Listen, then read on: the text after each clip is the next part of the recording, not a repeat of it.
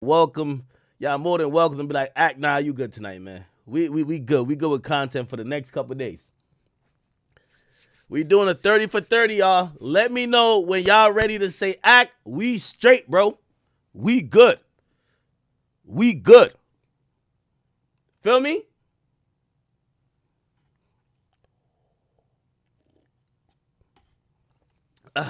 Okay.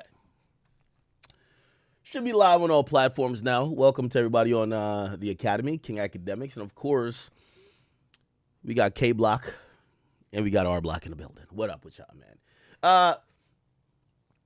We got some topics here tonight. Got some topics. The 50 Cent, you know what? I'm going to be honest with you. Like 50, I'm going to say something, and on the title and face value, you're going to be like, what the fuck? By the way, I was just saying, and I got to say it again because we just went live on the YouTube. Yo, if y'all at any point during this 30 for 30, if y'all are contented out and y'all like, yo, act, bro, take a couple of days off, my boy. Like, yo, we are good right now. We're still consuming the last stream and the stream before that. Remember, you guys could cop or watch all the streams. You can watch it on Spotify, Apple Music. If you guys are trying to watch the streams, you got to type in the Academy. So just type in the Academy. So it doesn't come out under my name. It comes out under the Academy on Spotify or Apple Music or wherever you consume podcasts at. However, if you guys watch on YouTube, you could go to the Academy YouTube, or you could go to King Academics YouTube and you could watch clips or whatever there. And if you guys watch on Rumble or Kick, you guys could catch the full I shouldn't even call it episode, but catch the full stream there. All right. Anyway. Whoa. All right. So the 50 Cent drama is still going on. I think this is what I was gonna say. Yo, 50's like 6'9". I gotta be honest with y'all. And hold on, pump your brakes, hold your horses. 50 is too good at marketing. Everything he's doing daily is only if you haven't seen The Reckoning, which is on Netflix, and you're in this culture, he's giving new material or start new drama that makes you say, man, I gotta go check it out. I think 50's doing an amazing marketing job, which, by the way, I finally understand. Like, I wasn't the biggest fan of the power stuff. I never really caught on to all the like fucking whatever, but I know a lot of people liked it. But I always said, I think 50 has a knack for this, maybe not in writing or, getting these whatever, but being able to get the public invested. And a lot of times, let me tell you this, man. If you could pick a superpower, you rather be the best at promoting more than you rather be best at promoting rather than having the best product. Because you could have the best product, and if nobody buys it, who gives a fuck? It's like a tree that falls in a forest. If nobody hears it, nobody cares. You could push a mid product. And a lot of times with people with hype and FOMO, people will almost call that mid product, not saying that anything 50's push is mid, but I'm telling you how golden it is to be able to market things. I think 50 is an amazing marketer. The way he has marketed this documentary, every single day, he's giving us a twist, a turn. I mean, we've had 50 in our title pretty much every day for the last 3 to 4 days. Granted, it's kind of slow in hip-hop, but it is what it is. Somebody say I got that Henny face. Think I'm lit already? I was drinking. I did a 40-minute intro. I have been drinking a little bit, but, Okay. Now, other than marketing, I wouldn't compare 50 and 6ix9ine any other way, right? I think marketing-wise, they have realized, and they've delved their personalities or their humor into marketing shit. And I think 50's always done that. Whether it was vitamin water, whether it was, his albums, whether it was using beef to sell whatever. I think 50's always understood that, yes, the music could be great. Yeah, you could be a real nigga, but like what really is going to sell the product is marketing. And he's always done a great job at that, right? Okay, anyway, The Reckoning's still out, and it is still making waves. Wow. What are y'all up to? By the way, shout out to my people at Kick, man. Y'all are going crazy, right? Okay. Where should we start? I'm trying to look at a place to start. Where should we start? By the way, we're gonna get a little bit more into this Max B story today. So I'm gonna do a little bit of a reaction. By the way, also, I forgot her name. There's a beautiful chat queen. She's from Barbados, and she gave me some encouragement. And I don't know if you guys ever watch like clips that come out on the YouTube channel. So, like outside the stream, I consume a lot of content. Like this is like my world. I don't really watch TV. I watch like one or two shows on Netflix, but other than that, I'm listening to podcasts. I'm listening to, and when I say podcasts these days, because I seen some people when, I violated Mano yesterday. People are like, you're not the one who created podcasts. It's so-and-so. Hold your horses. That's not, when I say podcast, it's a colloquial term for content that's digital. Now, we could go all the way back. I don't care what you're talking about. I am pretty much one of the earliest content creators digitally. I believe that. Of course, there's the Joe Buttons. Of course, everybody remember Joe Button TV, of course, right? But like when it came to figuring out a way to use the internet to get content off, I was one of them. Now, here's the thing, and I've told you guys this. My goal here is just to, and for anybody, because, I don't know if this is even ever a conversation. I love the brand of Off the Record, right? But I don't particularly think that my content should ever be boxed into podcast or not. I think a stream is a podcast. I think everything is a podcast. I think a podcast is a long form listening experience of anything. So if you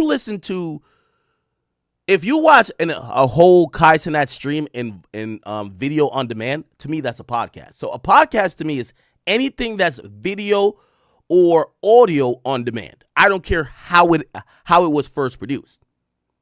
So I don't care if it's a stream. I don't care if it's a vlog. I don't care what that is. So when I say podcast, don't think like, because again, that's why I keep mentioning podcasts to y'all. The reason why I say everybody's podcasters, Kai, me, Speed, everybody's podcasters, is because y'all can't name no just straight up podcasts, especially in our genre, that's thriving or new ones that's growing. It's only the brands that exist already. And let's be honest, even if it wasn't a podcast, you would consume it. If Joe Budden said, okay, I'm just going to do a reality show, you would consume it. It doesn't have to be a podcast. Right? The idea of a podcast, like that wave to me is came and gone. I just want to make that abundantly clear. That's came and gone.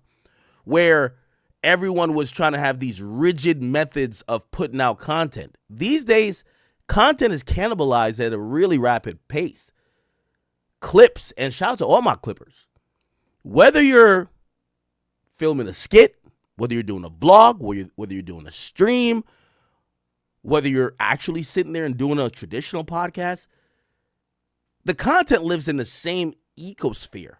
So who gives a fuck about the production value or your intended purpose when it's all viewed in the same thing?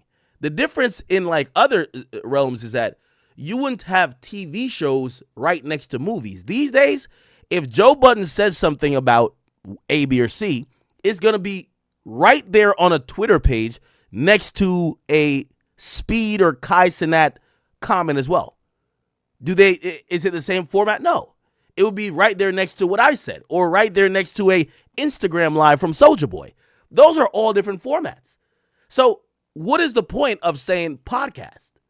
And that's how I've just treated it. So for me, I look at Off the Record mostly as an interview platform. So when, I've never given up on Off the Record, but unless I'm doing interviews, why the hell would I just do content just for Off the Record when in reality, I see podcasts as slow. Like, by the time a podcast talks about something, it's mad old. You get what I'm saying? And that rigidity. Am I saying that word right? It's such a rigid format. Oh, we're filming once a week or twice a week. So if something happened in between the days you're filming, what do? Oh, you just sit on it? Or because if that's the only medium you can make money from, you don't. Anyway. Yeah. So let me not get into podcast business really quick. But yeah, if you guys have topics, just let me know. Yeah. Okay. You know what? Chat. Fuck it. Why not? Mano, I'm gonna be honest with you, man. I'm gonna sit here and I'm gonna take this as a victory lap, brother. I knew the moment I responded to y'all, it would go off the rails. You know why? Add all four of y'all together, the IQ is probably room temperature. Y'all not smart, y'all not witty. It's the reason why y'all, like, with the exception of Fab, y'all really had no significant career in music. Let's be honest. You see, I come with facts, and nothing hurts more than facts. The thing is, and this is why I love talk medium, because when people operate in rap, they get to put out a perception that people glamorize. Oh, he's the biggest killer. He got this amount of bodies. He did this. He did that. Every gangster is the Superman of their hood. Every rapper is he get the most bitches. He's on top. In music, it's easy to put up this bulletproof exterior and allow people to think that you're the coolest, toughest guy possible. The moment y'all get on these mics as podcasters, you expose yourself. This is the reason why. Listen, I keep telling y'all, I listen to Fab music for dumb long. He told me nothing. I listen to Fab now on a podcast. He's still telling me nothing. Fab is the sip, laugh a couple times, tell one little joke, and get out of there. He don't tell you shit about shit. And by the way, I think that's smart. He ain't telling shit in music. Why the fuck you gonna tell us shit on a podcast? The rest of y'all, though, this is where you give all the content that we always knew. Because all that, everything y'all worked for to create an image, whether it was to create an image of being tough, super gangster, you a killer, you a diss, you get all the bitches, it's going to completely erode the more you keep talking. So the more Jim Jones and Mano keep talking, you get to realize these tough dudes that seem so cool, they're kind of lame. You're like, what? You're waiting outside a strip club after you spend $10,000 because you thought you were promised pussy? No way. Yeah, looks kind of bad. Wait, you're the big dick dictator, and you want the girls to whoop you? You want them to call you Tommy? Sounded better on the records, didn't it? It's okay. Now, I'm going to be honest with you, chat. The reason why I said, and you know, a lot of times, I like the Mike Tyson approach. Knock him out in the first round, okay? So last night, I gave a knockout. It's over. It's over. Now, the Tweety Birds is still spinning around Mano's head. He don't know it's over. He like one of them niggas like, yo, the game is over. He's still shooting up after everybody done left the gym. He still think it's going on. Now, let's be honest, right?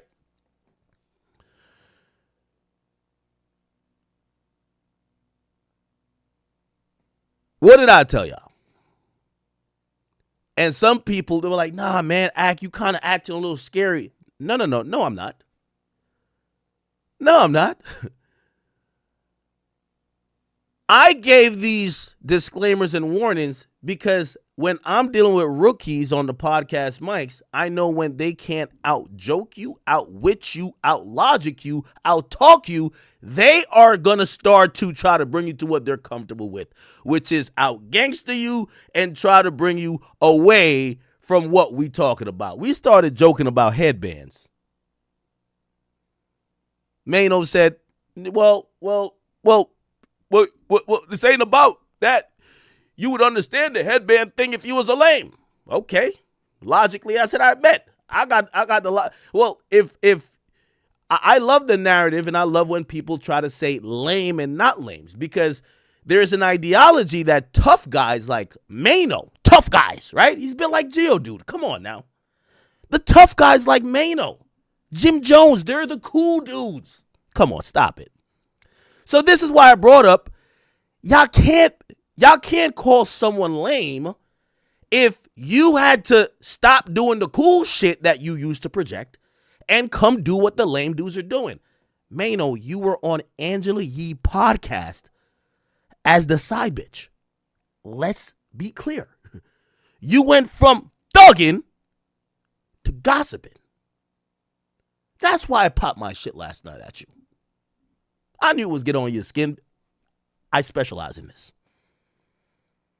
Because all that tough shit is reduced to trying to copy a format that I've always embraced. I call Wendy the queen of all this. So I don't care if a nigga say I'm gossiping. I've never ever said, no, I'm not. I don't care about an ego, and I'm self-deprecating. Who gives a fuck? But I got to bring y'all down to the same level that I'm at when y'all still get on these microphones when you're trying to do what I've been successful in doing. And you're trying to say, well, there's lame people and not lame people. Well, the lame dudes created this for the most part. And again, we're not talking just podcast. We're talking about, when we talk about how digitally media happens now, I think I played a great part in it because you know what? You get the Dusty Dyke bitch over Joe Budden podcast. I don't even know who she is. She can't stop talking about me. They keep talking about the war in Chirac. Which, by the way, completely incorrect. The war in Chirac ain't won't pop me off, but, you know, the uneducated scammers like that will say that. And by the way, Shorty, please don't hop in a beef. If you ever want to squabble, let me. Oh, and people been saying you've been talking shit. But here's the thing, you're not relevant enough. You're filling out the Melissa Ford slot, Shorty. I know, and by the way, I went over to their Reddit to see the vibe. They want me to check you since Ice and Ish won't check you. You taking over the show, talking over people. Bitch, we don't want to hear the dyke bitch that's a white chick, come from Philly, nothing attractive, just saying a bunch of dumb shit, limited knowledge and limited vocabulary. We don't want her taking over the podcast, okay? Joe's too scared to kind of say something because you giving that masculine energy. So they're hoping, you come in and simmer her down that the cast could be a little bit more calibrated. I've done a lot of favors. I'll do this one later. She's just not that relevant. She's just not that relevant yet. So let's get back on Mano. So I was describing how the discourse went. Now, for the people who said, man, you kind of scared. It's not scared. It's that when I know I'm dealing with people who, when I give a joke about Fab, I'm not trying. We banter all the time. This is what podcasting, broadcasting is about. Anytime you get old, washed up gangster niggas in a genre, they can't joke. Or when you ever been somewhere where the gangster niggas start getting laughed at? All of a sudden his shirt is on. Yo, what's up? Let's fight. You're like, what the fuck? Yo, bro, I thought we were joking. So I knew this was going to come before. Anyway. I knew I dropped I dropped 81. I dropped 63 yesterday. I dropped 63. It was an easy one. Okay? Dropped 63. I'm like, all right, that boy is done. Let's get him back to doing whatever they doing. The pod boys, the lobby boys, whatever y'all want to call it. Y'all are still good. It's just a little joke. It is what it is. You know, cool. This is when I realized I got on her Mano's skin. Geodude came out in full force. Now, I want to point this out. Mano. And this is why, I got to describe what's happening. Mano. I'm not bantering with you for free. I'm streaming on like 6 platforms. This is all the way fully monetized. When I drop 30 or actually 60 on you, trust me, it's happening. I knew I was under your skin. You couldn't even wait for your podcast with the other 3 niggas. You ran outside in the cold in the freezing cold to make a video, an emergency video responding to me. You couldn't even wait till you could monetize it. That's why I know you were in your feelings. You ran outside. You could have did this video in the house, Mano. But you probably, Mano, you're 53. You probably got grandkids. You got kids that got kids. There's probably a lot of commotion in the crib. So you ran outside to the car. And that's when you decided to give your response. I get it. Except here's the thing, doofus. I ain't going to be sitting here responding to you for free. I'm going to sit here and respond on my nice platform that I've been building for 15 years, monetizing 50 different ways, wearing my steak t-shirt while your ass is in your feelings because I called you and your homies a bunch of senior citizens just like y'all are. You see, Gramps? I got you in your feelings so much you ran outside. You ain't even give a fuck what was going on. You actually think this is real beef. You couldn't wait. I looked at his shit. It said y'all supposed to drop podcasts in 2. You couldn't even fucking wait. Now, I knew he was in his feelings, but I wanted to hear what he had to say. It's 20 degrees in the northeast coast. In New York City, god damn it, it's cold. Shit's so cold, your balls shrink up. You might be like, damn, it's like your balls just retracting your body. Pause. That's how cold it is. It's like below zero. So Mano ran outside to do a video. What is he saying? I'm like, he got his jokes off. I like the relish joke. That was a fire joke. I got my joke off. Mano went completely left and completely low. Now, I again, before I even play some of this, because really, I could tell you so much in your feelings. It's the post game, but I'm going to just pray for you at this point. I'm going to tell you why, though. When I went at you yesterday, I had a laundry list of ammo. I could have talked about a whole lot of street shit that people fed me or people were talking about, but I didn't want to talk about it. You know why? Because we're joking. This is a podcast. We're keeping it light. I'm not going to say something to challenge your manhood. I'm not going to say things that's going to basically accuse you of being things that would be the most heinous things. Like, you know, there's many things I could have brought up, and I still won't bring it up now. But this response in the car told me that my disclaimer basically told me all I needed to know. You and your goddamn feelings. I wanted to joke with you. I could tell you're not in a joking mood. I don't know what joke pissed you off, though. I think it's a teenage citizen, but I don't think it's that. Anyway, listen to Mano respond to me like immediately. DJ Acarelish. You See? Starts off good. talking again? You let your pride and Hennessy get you to the point to gas you up to say things that don't even make no sense? Are you reading from a script, Mano? I freestyle and drop 63 on you. You better not be reading from a script now. Don't tell me you acting like you on the Angela Yee show, man. What's it called? Tea Time with Yee? No, it's not. It's called Yee Advice. No. It's called Mano and Yee. Wait, what? I can't remember. On the internet? You? Again? You on the internet talking about your lane. But let me ask you something about your lane. Oh, that's what did it.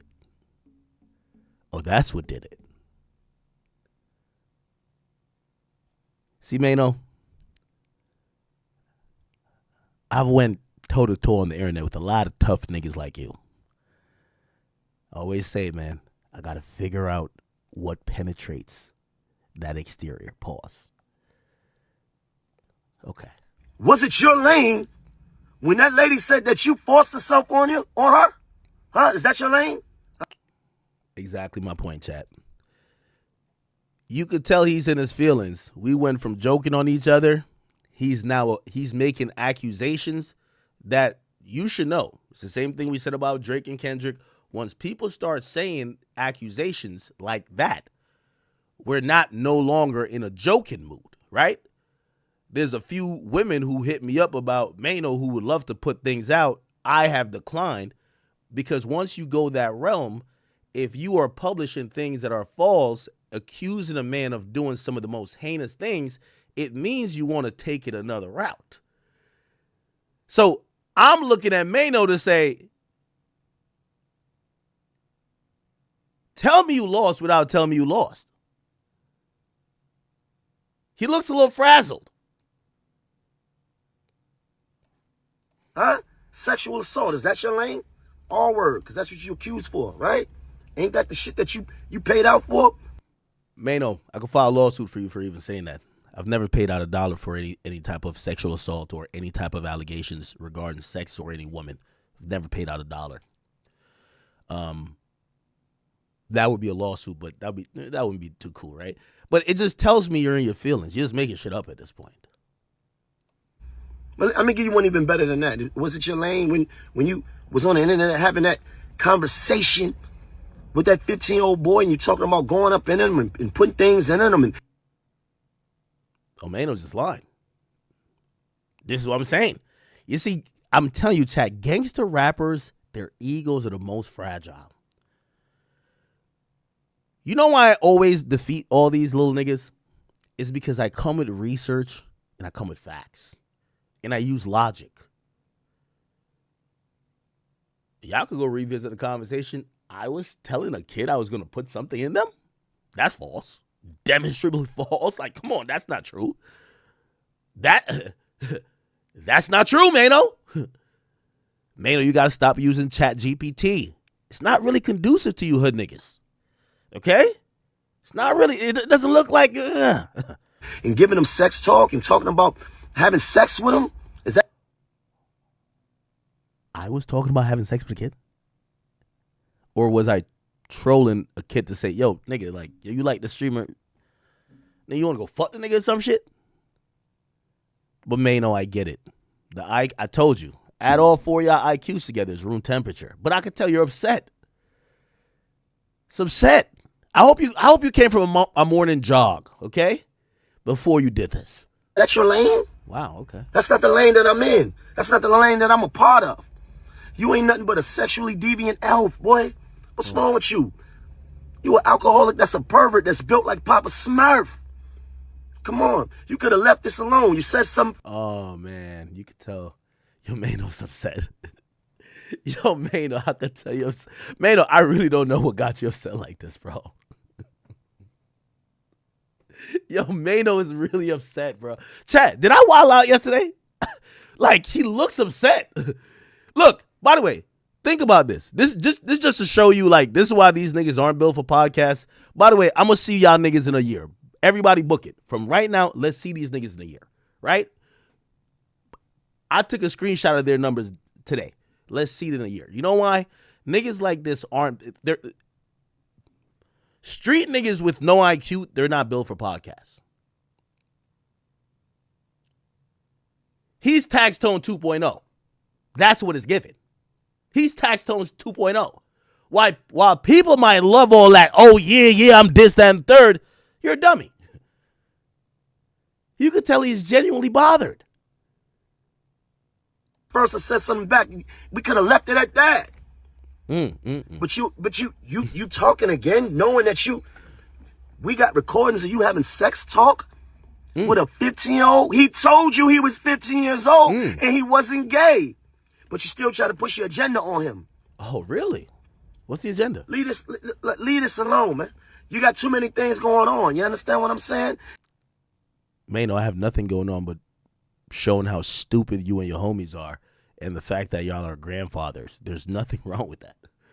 The only thing on the internet that belongs to you is your titties and that bottle of Hennessy. You're sitting there on that chair with your thighs rubbing, you're sweating. The girls say you stink. Come on, man. Oh, man. Mano, you got to stop pillow talking, number one. But number two, which, by the way, that's false, but number two is like, You know, another thing why these guys can't defeat me is because It's a little bit of what the 8 Mile effect is. I'm one of the most disrespected or going at people online. Right? It's kind of like, I hate to bring my guy into this, but it's kind of like Drake a bit. Like the first time and only time Drake supposedly even had a chink in the armor was with Pusha T. You know why? Because everybody had said everything about Drake. If you called him soft, 1 million people called him soft. So Pusha T had to bring out something no one knew. Yo, you got a kid. And by the way, that was effective. What I'm trying to tell him is that, okay, brother, the jokes about the weight is hilarious, but also antiquated. Okay? It's stale. I think the relish joke worked. But other than that,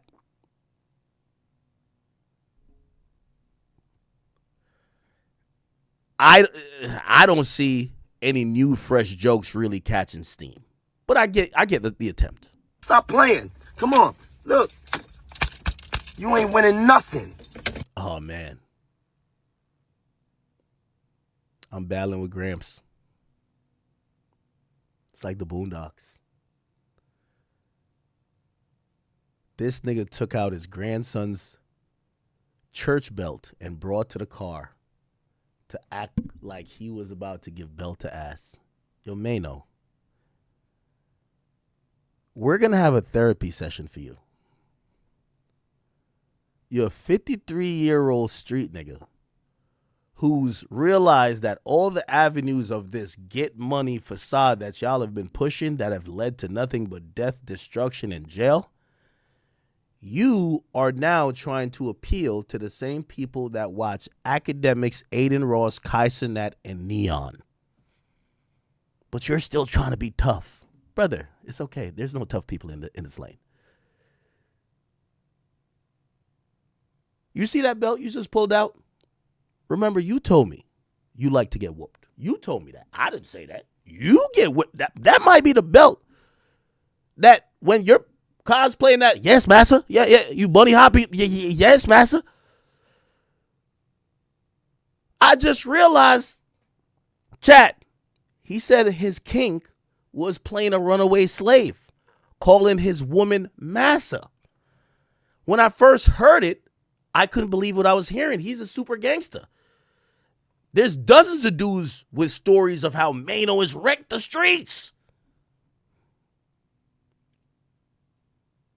Mano, you said Massa so much, I thought you were talking about Youngboy's tour, the Massa tour.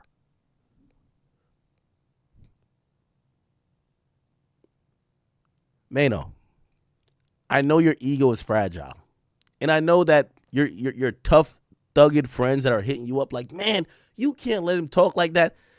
Just remember, you had none of these thoughts about me a month and a half ago when you said, could I get, because let me paint the scenario again. Every show at Youngboy's show, I'm right in front of the stage. Shout out to NBA Montana. Montana would be like, yo, here's your bottle of 42. He came over, gave me the 42. Nobody else got liquor. I got it. I get the Youngboy cups. And Mano said, yo, let me get a shot. I gave you a shot, and we took shots, and we had a great time. The shit was good. You saw me turning up. You realized, and you even said to me, you said, damn, you really fuck with this thing. And I said, yeah, I do. That's my guy. Gave you a shot. None of these things you're saying right now, you thought then. Why would you take a shot from me if you thought that I was some sexual deviant? That's what you do. Or I think in the streets they call that fake nigga activity. Come on, Mano. We're broadcasting here. We're broadcasting here.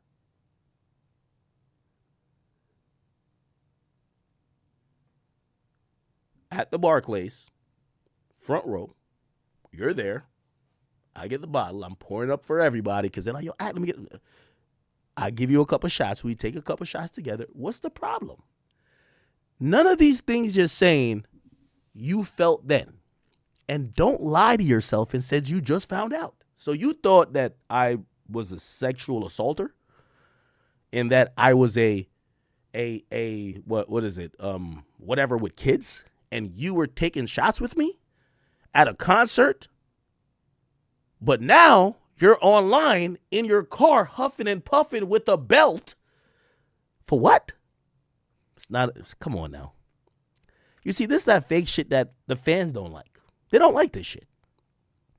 When you guys were rapping, it was easy to just get this across. We had a great civil conversation. Again, I get it. You've taken the jokes, and the jokes is hitting hard. Look at it. Look at Mano. He's upset. He's upset.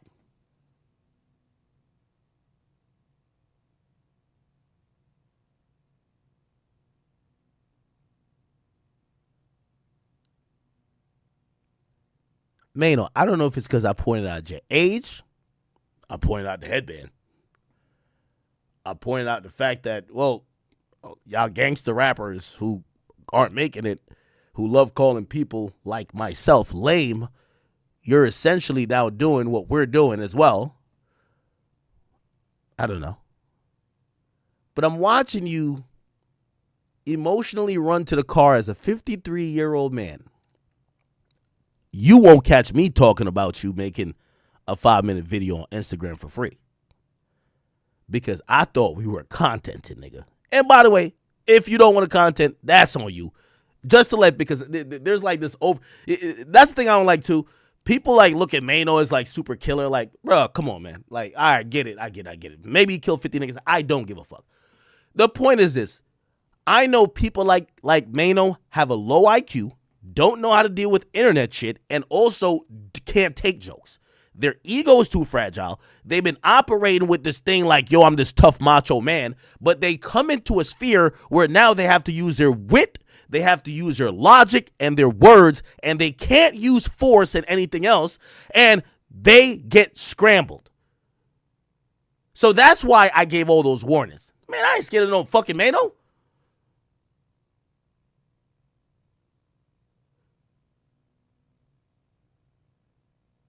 When I spoke about senior citizen, I was even speaking to Mano.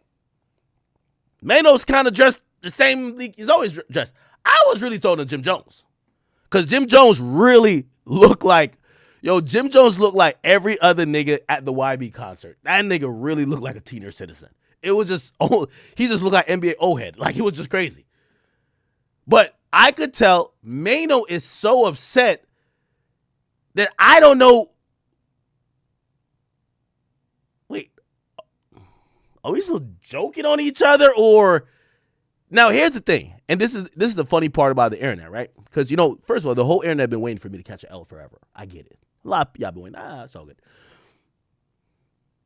If I was the one to bring up allegations that women have said about Mano, y'all would say, act, that's below the belt. Why would you do that? Y'all just talking shit to each other. Y'all clowning. Why would you do that? If I was supposed to bring a chick from a strip club that might say that, oh, Mano did this, y'all would say, that's some sucker shit, act. Why would you do that shit, bro? Y'all just joking. If I was supposed to bring up some very undesired conversations of Mano's life, maybe outside of these conversations we're having, you'll be like, yo, act, you're doing too much. Yet, that's why I say he's shooting in the gym by himself.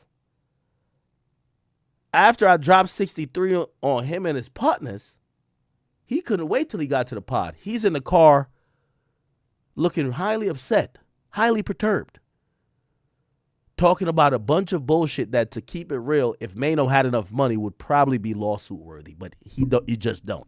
I don't care if you in that dusty Maybach, my boy. You should know.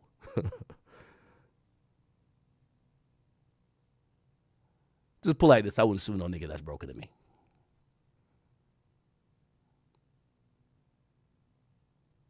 Well, let me stop. Make the Stallion teach me different. I might. Not for you, but other people. Anyway. Let's continue. He's upset.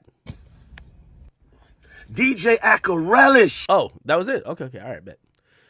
Mano. Let me give you your first potting advice.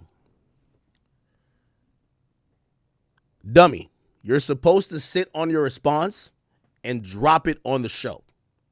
You're going to go into your show in 2 days and do this hyped up Geodude rough huffing and puffing response to get some views on your show and talk about the same thing. I could tell you're bothered and you're clearly in your feelings. You're talking about shit that is not only not factual, you're just throwing shit out. You're just throwing shit out. This is about the third time you've told me what women have told you. It seems like you're a pillow talker. Nothing wrong with it. I get info from chicks too. But just to let you know, you're just a gossiper, just like me. Yeah, you might look like Geodude and maybe you robbed 50 niggas in the past and shot niggas and cut niggas. That is all good. But just remember, it's okay, brother. All right? Anyway, there's no need to give another rose to Mano. Clearly in his feelings. I think my point was made yesterday. I think it's the hustling on his block, on my block shit. Yeah, you niggas is hustling on my block. Your block dried up. Nobody want to hear you rap. Nobody thought you could rap that good. But I'm going to give you one last advice. And this is for the Jim Jones and the Manos of the world. I want to let y'all know that y'all need to adjust with the times. I know back in the day when y'all had those whack-ass songs and y'all would just pull up on a DJ and like aggressively press them to like play your shit. And y'all think y'all could bully people. I do want to let y'all know that in this current time, especially when we're doing content, that bullying shit looks a little bit weak and nobody's scared. So, Mano, if your ace in the hole is, I'm gonna act up, good luck. Nobody cares. The point is this. At this point, even when Jim Jones came up with this really aggressive energy, you niggas need to go find a time machine and go back to 2005. That type of shit don't exist no more. Y'all niggas just look old and lame. That's it. Anyway, from Ak to the NBA old heads of the world on that podcast with love. Let's keep it going, chat. This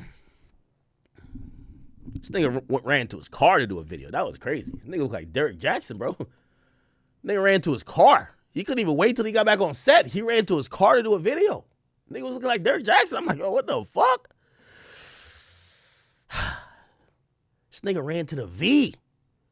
Bro, I'm looking at this nigga. I'm like, yo, why the hell, Mano looking like, he looking like Squeeze Benz or like License. I'm like, why you in the V doing a video?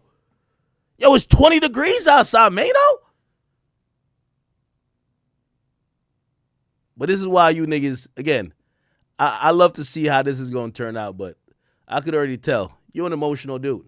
And by the way, if I could prove anything to y'all, the majority of street niggas are emotional dudes.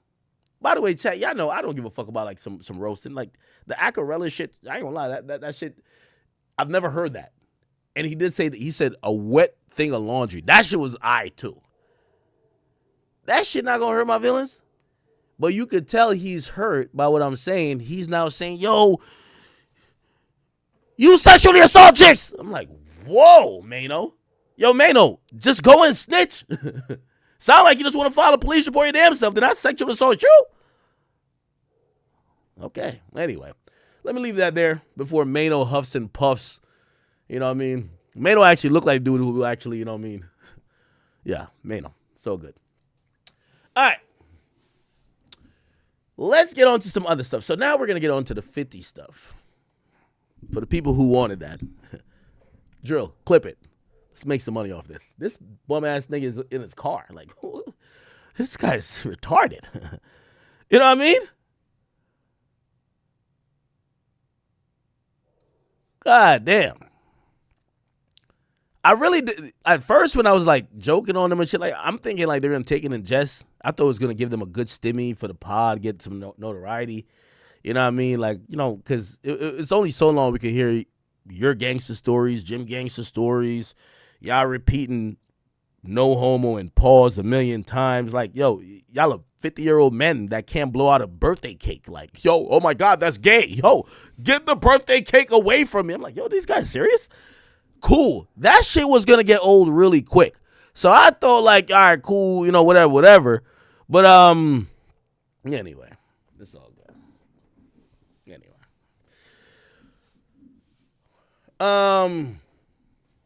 Yeah, chat, it's content. It's content. And with all due respect, I know everybody's like, yo, act this and third. Hey, I've disagreed with bigger killers, and I'm okay. Not saying Mano ain't who he is, because I've heard a lot of stories that says he is.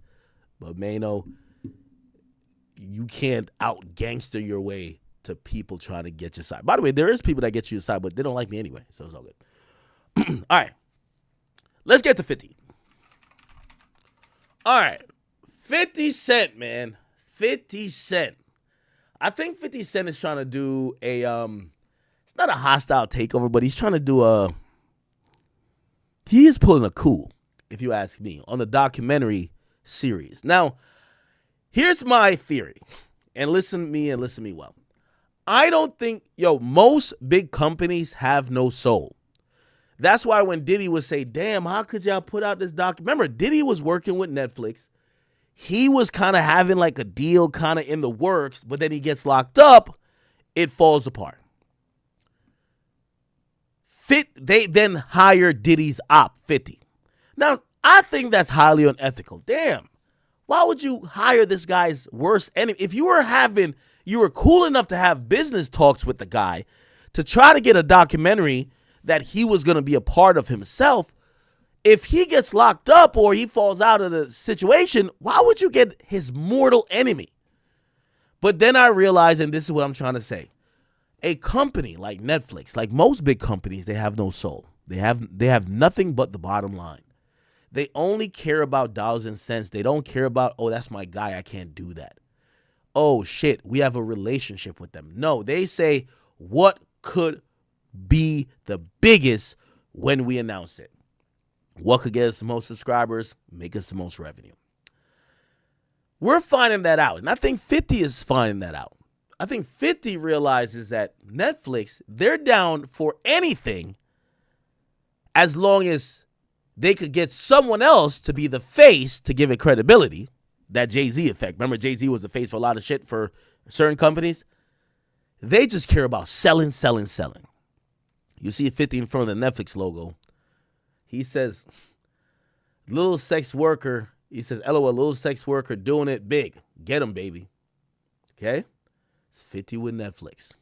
I think he's trying to get the influence over there, like possibly close to what he had to Stars. I don't think he will, because Netflix is really huge.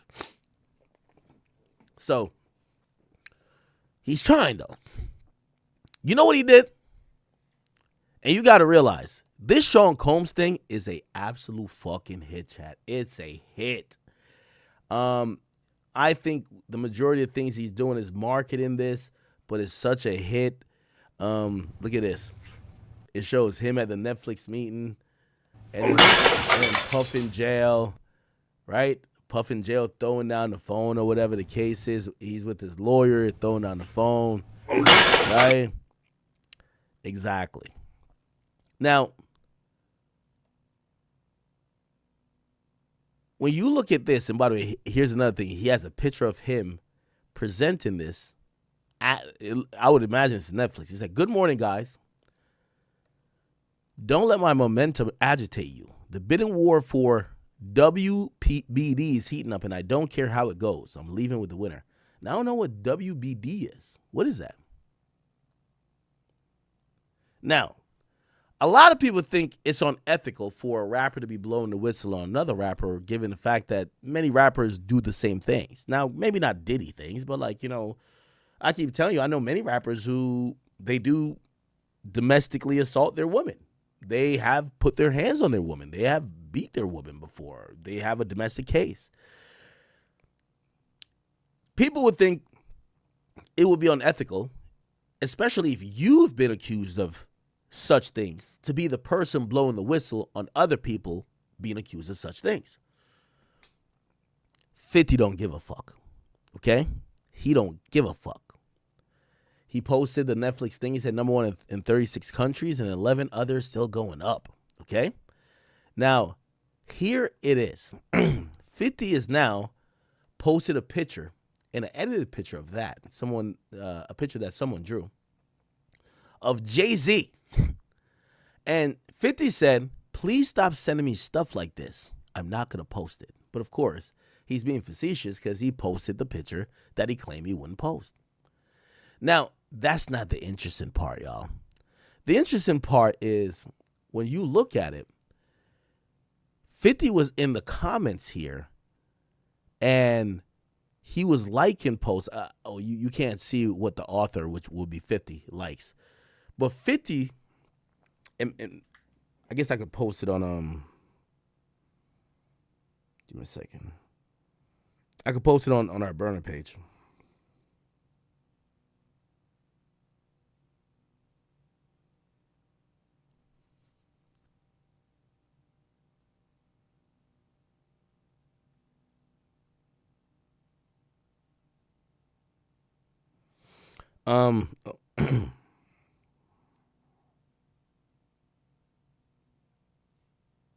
Wait, what?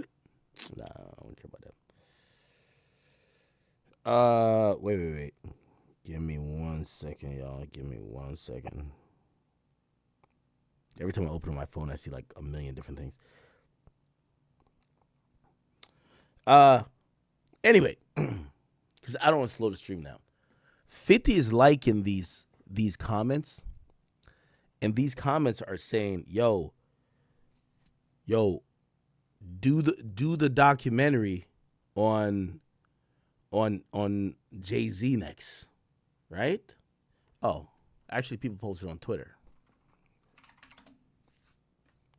So they're actually saying, and they're encouraging, and 50's liking it.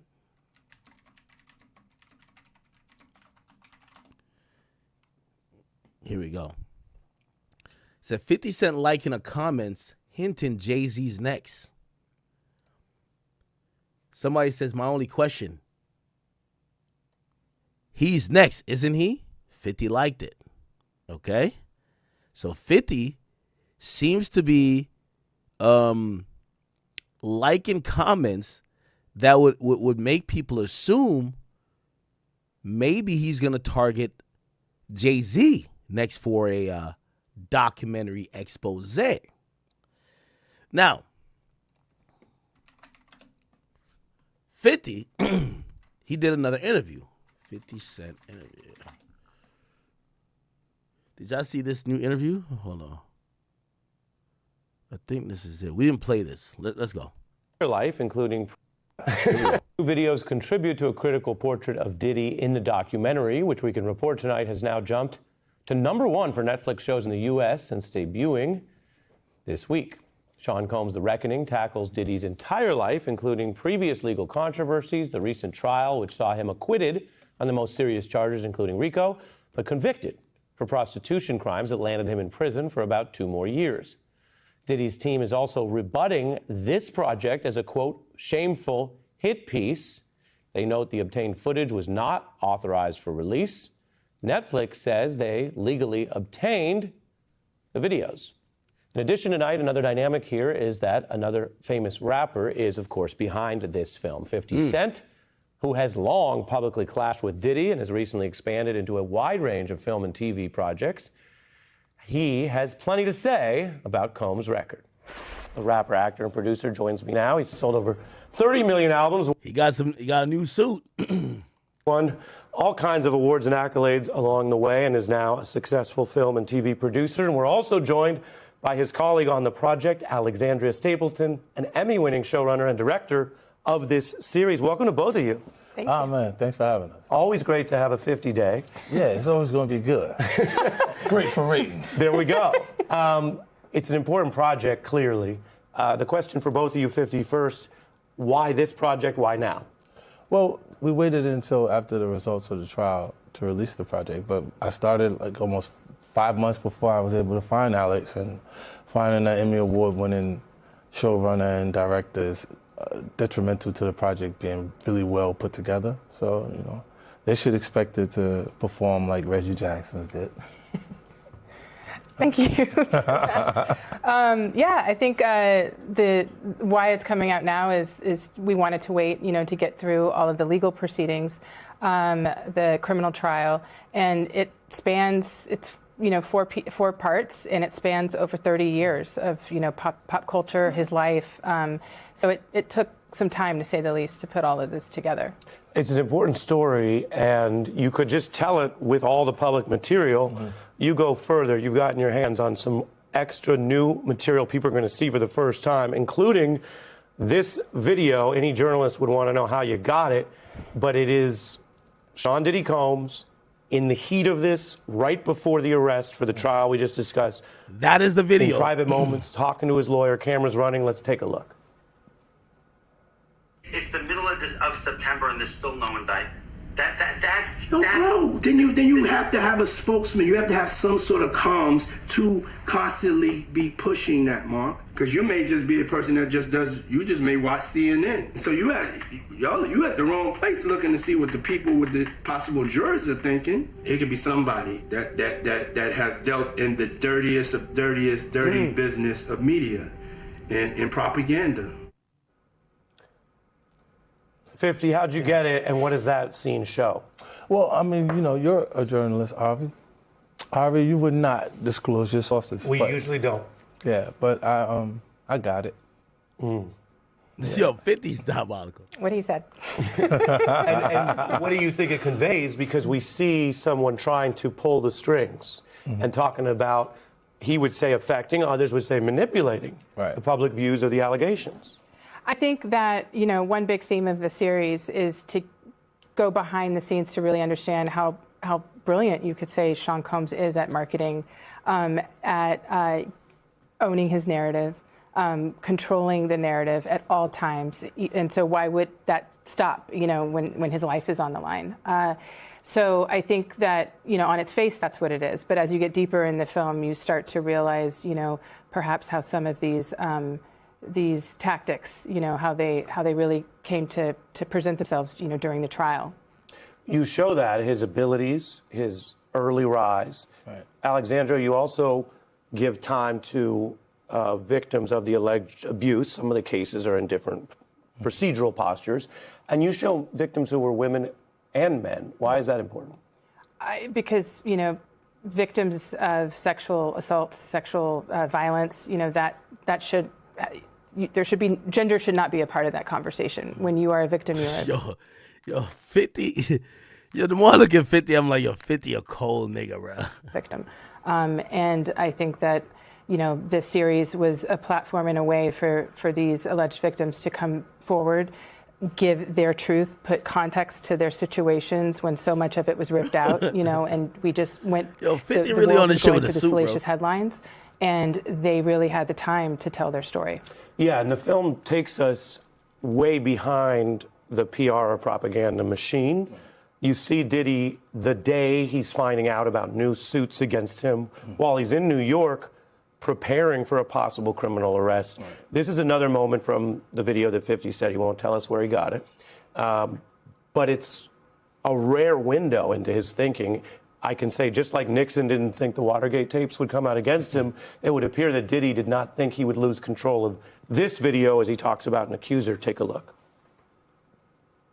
I don't know what level of brokenness, disease is going on. God told me to do nothing, so I gotta do what God told me to do. And the one I want to do it. You know, they studying the storm, we ain't about to be tripping. This girl that's in my group that was on my last album. You're on my last album now. All of a sudden, I'm this person. I'm this monster. That, man. We played all these before. Gloves coming off. Alexandria, what does this show in the story you're telling? Well, this is a moment where the lawsuits, I would say, take a turn and they become very personal for him.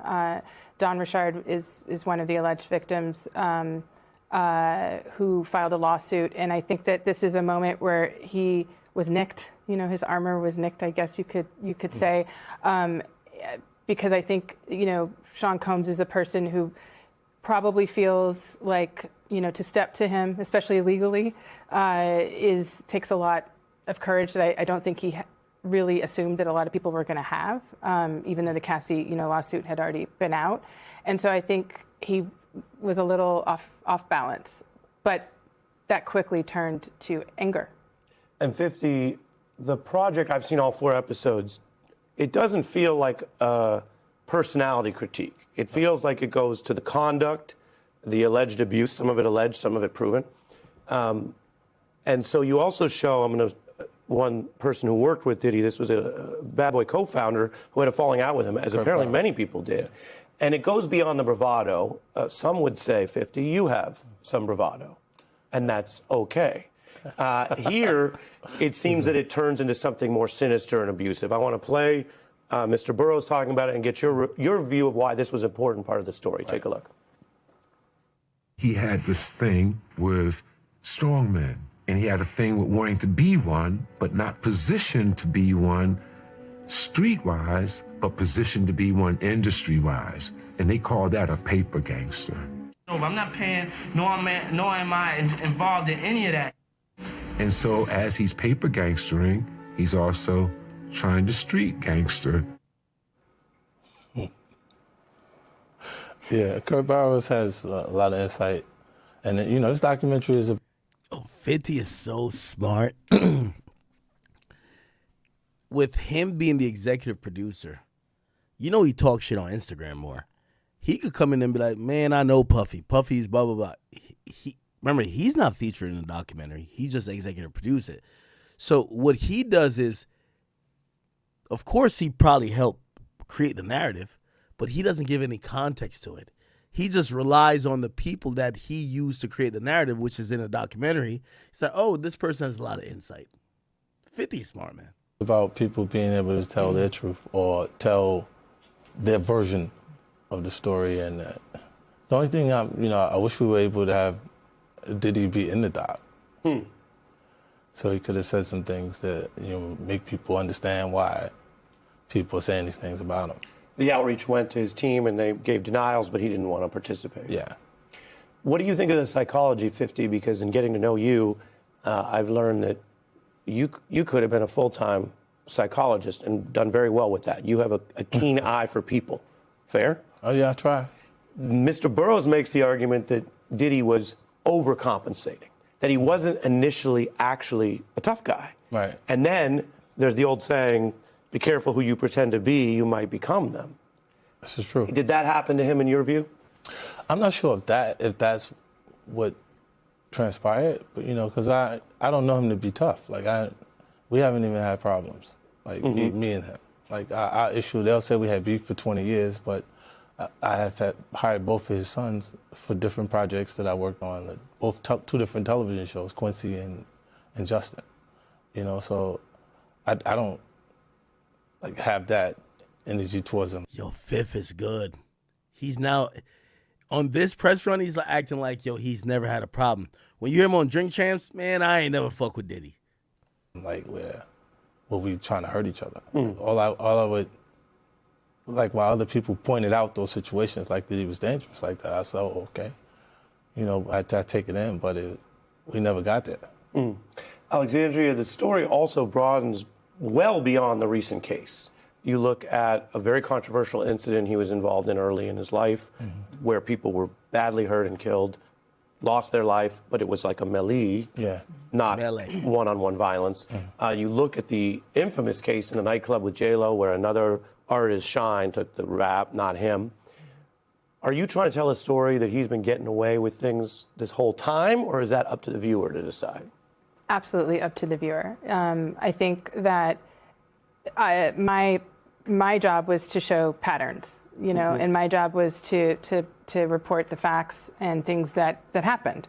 And I think that it's pretty obvious that there are patterns that follow him, trails, of destruction and devastation that follow.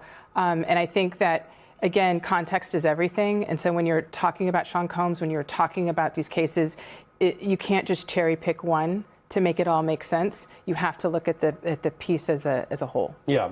Now we have to talk about Tupac, which I wasn't committed to, but then I watched the doc. So Didn't know you were getting that. You have a lot of people saying stuff in there that makes it sound like maybe he was responsible for that murder, which has never been proven. That's a very serious Yeah, thing. but you have Keefe D over in Vegas now, getting ready to go on trial for that case, saying those things. Yeah, I mean, we'll see what happens with his trial. I think right now it's up for August of 2026, and so it'll be very interesting. It 50's a was cold fascinating, nigga, man. though, to unearth, different people that are not in the direct line of, when all the Keefe news came out. Someone like Kirk Burroughs, you get to understand more of his opinion about what was going down. But I think more than just the actual murders and the tragic deaths of both Tupac and Biggie, I think that for us it was really important to understand some of the dynamics of those three, Sean Combs, Biggie, and Tupac, and what was really going on behind the scenes.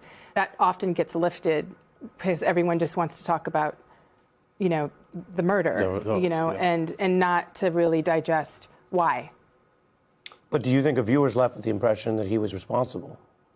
I think that that's really up to the court system and not to me. Yeah. Or the film. We're just presenting, things that have been reported on, have been said by Keefe D, himself repeatedly, and the LAPD. Show some love, brother love.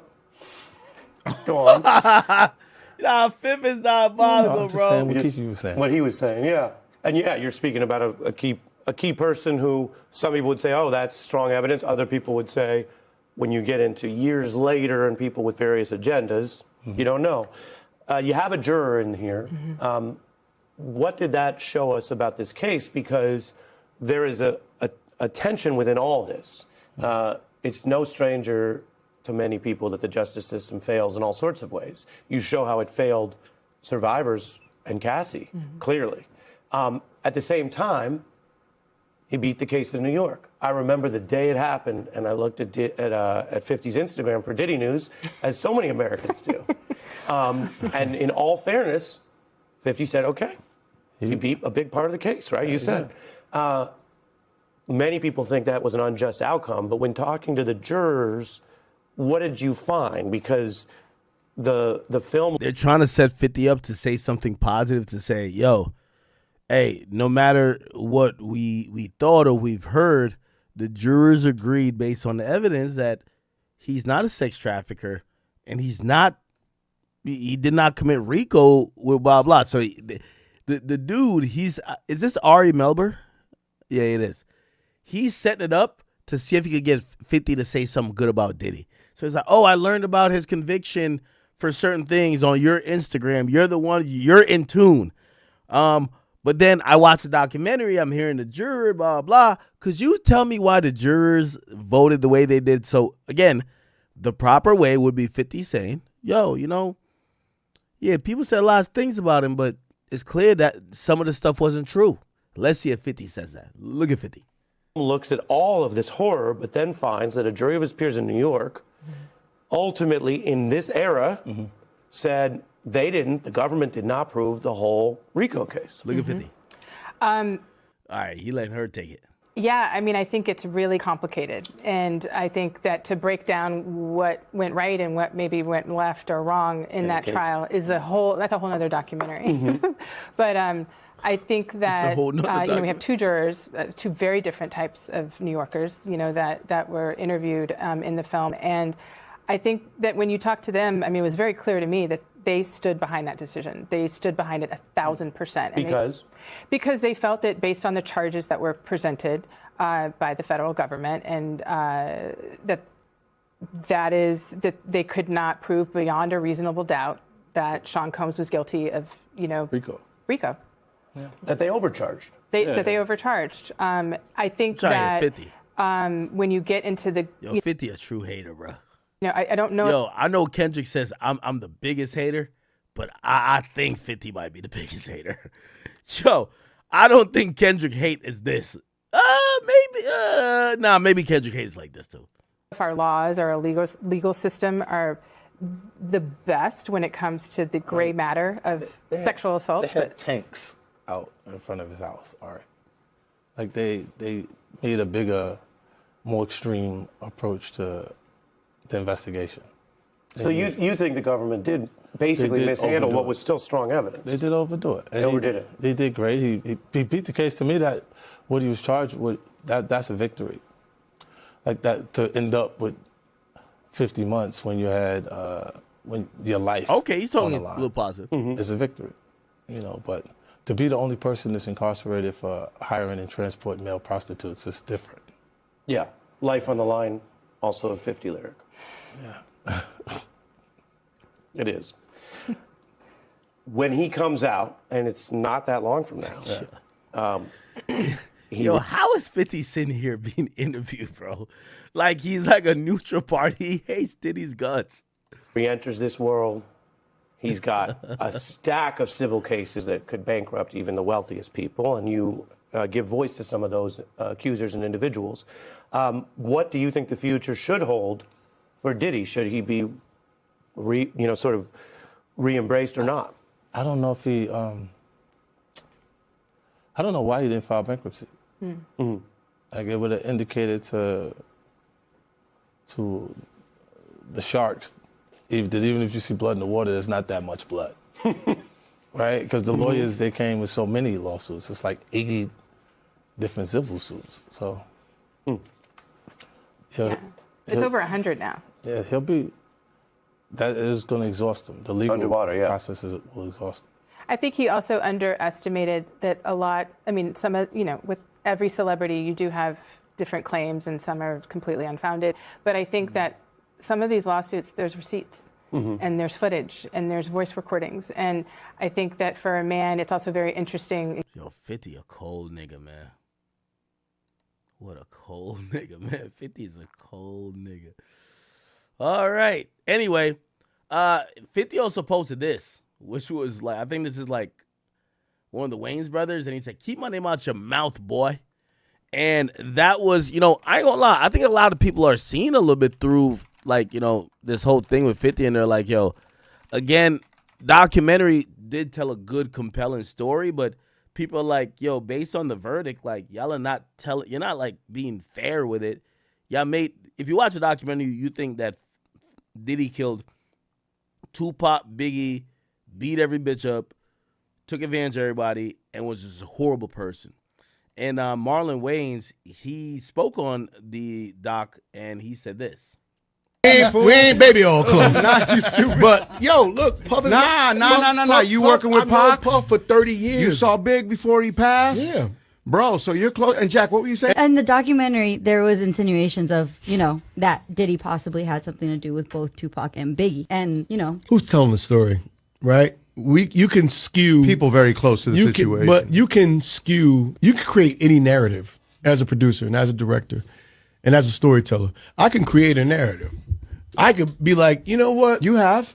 I could create a narrative. Well, we see it all the time on reality shows. Reality shows. Yeah, that's how they're creating you write a narrative. It doesn't mean it's true. It doesn't mean it's true. I can get interviews. I can do this. I can get footage, and I could make you think this about that person. Nah, for sure, yeah. And that doesn't necessarily mean it's true.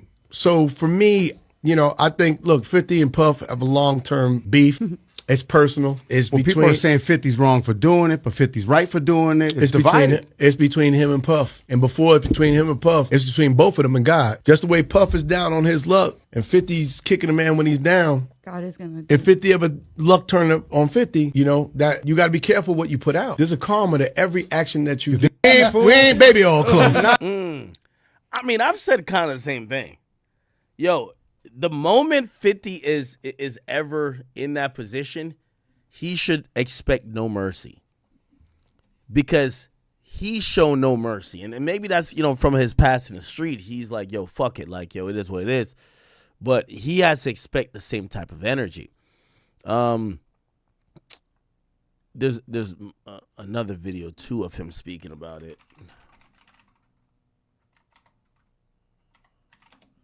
Is that the page? Yeah, it is. Here's another page. And now he's talking to Big Boy, another interview. Hey, Marlon, have you seen that the documentary, the 50 Cent? No, I haven't seen it yet. For Diddy? I haven't seen it. Oh, man, you working Everybody hard. telling me you got to see it. Yeah. I haven't seen it. Yeah, probably don't want to see it. You probably don't. Because it's all skewed, man. Like when you put stuff together. Yo, is he close with Diddy, or is he just like, looking at it like, yo, hold on, I'm not watching a doc from somebody's op? You create whatever narratives you want to, and at the end of the day, everybody being programmed. Right now the man's serving time. Right. He went before the court. The court said this, and everything is God. But God said this is what he got to do. He got to do 5 years in pen. Let him do his 5 years. Hey, Marlon. Interesting. Now, not gonna lie to you. The person who is going on the offense versus 50 is actually Ja Rule. Ja Rule is not like, he's kind of calling it out to say, yo, come on, man. We got to stop the shit, okay?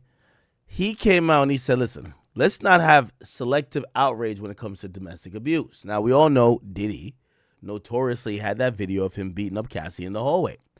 And somebody says, thank you, Ja. He was also accused of tatted up Holly.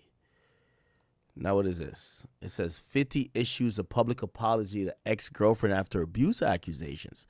It said 50 extended the olive branch to his ex-girlfriend tatted up Holly after she took to Instagram to accuse the mogul of physical abuse. Sharing a photo of an alleged text message conversation, Holly called 50 a manipulating woman beater. She says, now he wants me to calm down. You're nothing but a manipulating woman beater. You fucking bully. Puts fear in everybody's hearts, mistaking it for respect. I treated this man like royalty, but all I got in return was ass whippings. Didn't ask him for shit. He would buy me gifts only to take him back. What a man. He wanted me to love unconditionally. I'm sorry. I will not tolerate a grown-ass man putting their hands on me. I was good before you. I will be good without you. It says, in response to a sort of reports, 50 offered a public apology to Holly on Instagram yesterday, calling her a great friend. The G-Unit General remarked that he was a proponent of her accomplishments. The public apology was this. This woman is a good person. She's been a great friend for me for a year. I enjoy seeing her grow and progress in so many ways in a short period of time. I have no interest in seeing her down. She's a winner at heart and she'll always win. I've watched people hate her because of me, and it's only made me want to see her accomplish more. She's a very special type of person. She looks up to me, so I want to let this be known to people who would love to see her down. I'm never going to let that happen. I'm way too big for that kind of shit. It says, since the apology, they both removed their own their post. And wow. So people brought that up, and Ja Rule, he was going on the whole thing. He says Herman's no different, allegedly.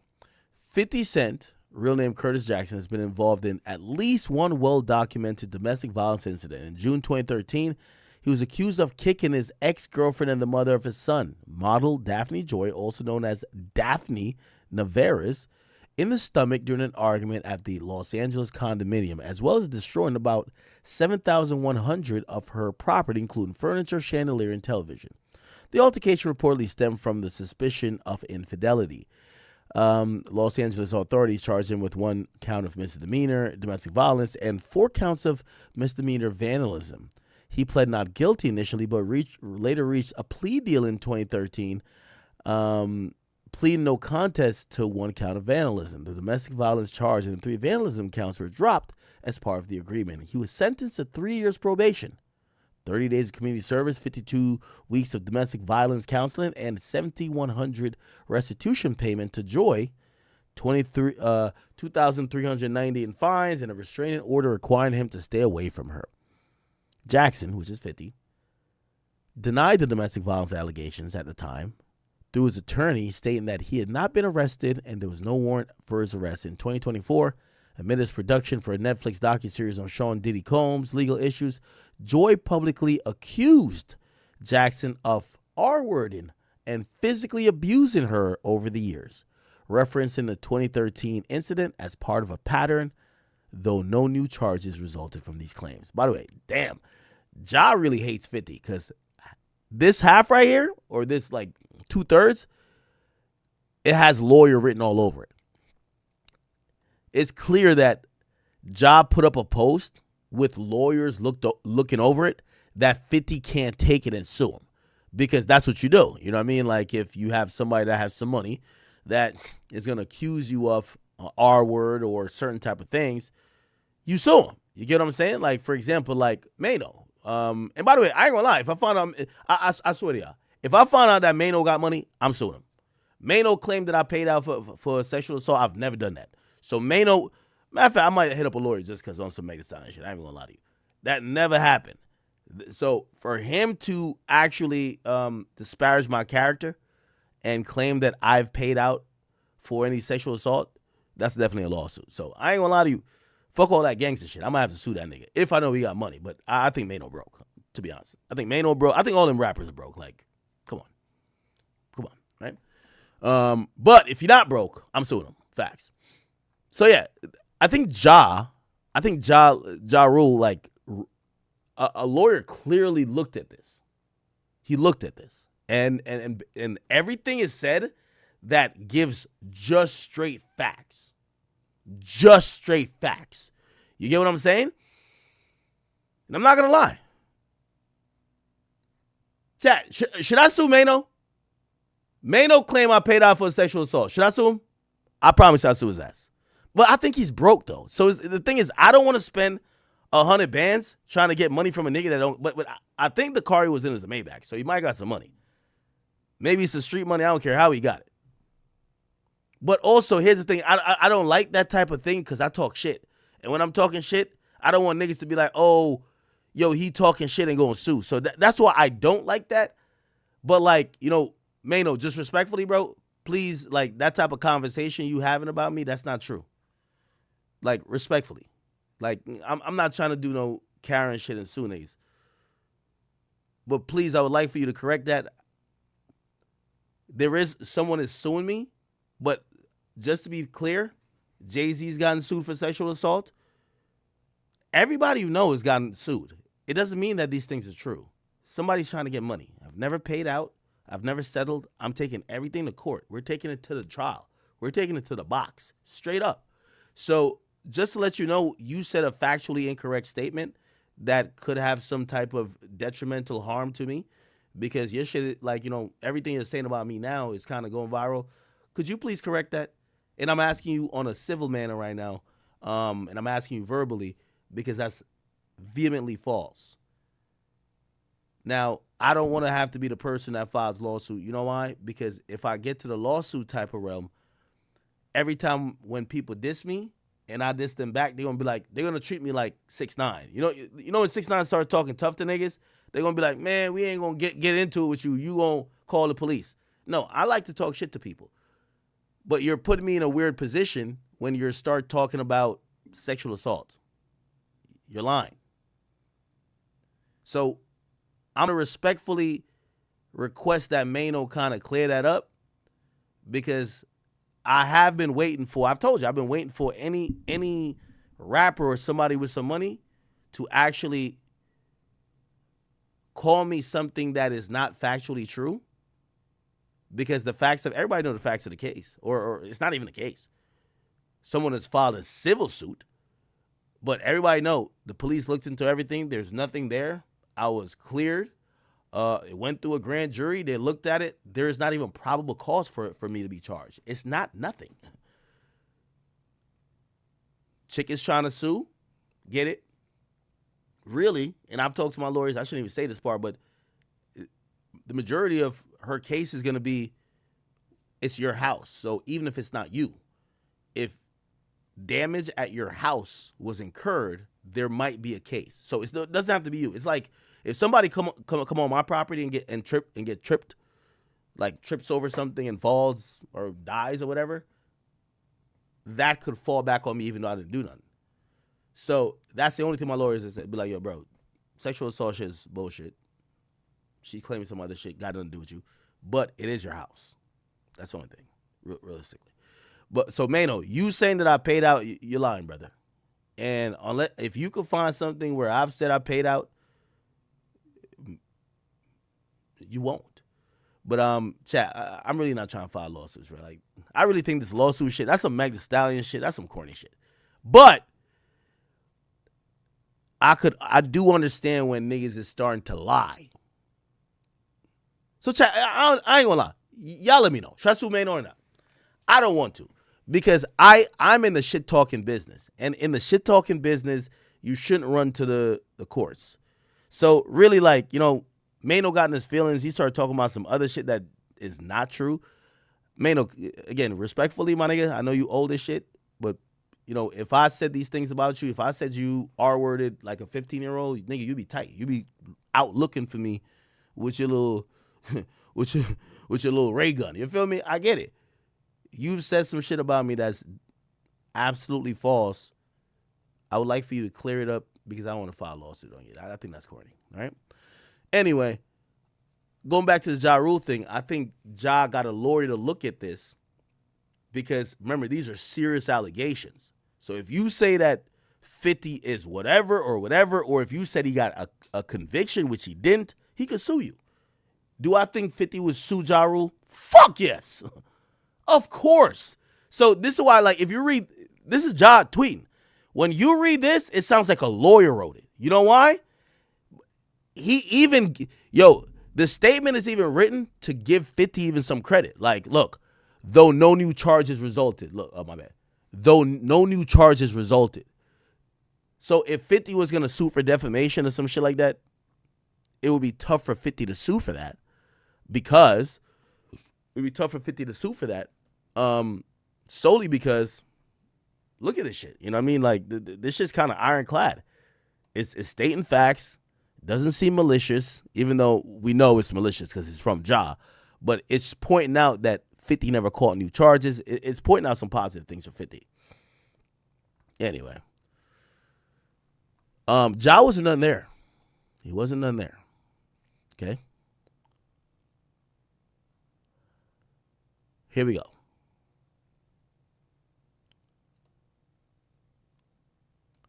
And also respectfully too, you know, with the Mano shit, Mano, I ain't gonna lie to you, all the contemporaries I know, when niggas play with him like that, they hit the lawsuit quick. Shout out to my nigga Charlamagne. You say some shit about Charlamagne or whatever he ever had going on, he's suing you. Facts. He ain't playing with you. So nigga, please, I get you in your feelings, bro, but we were just joking about some shit. I would like for you to at least clear that shit up. Or, you know what I mean, fuck it. You don't got to clear it up. You feel me?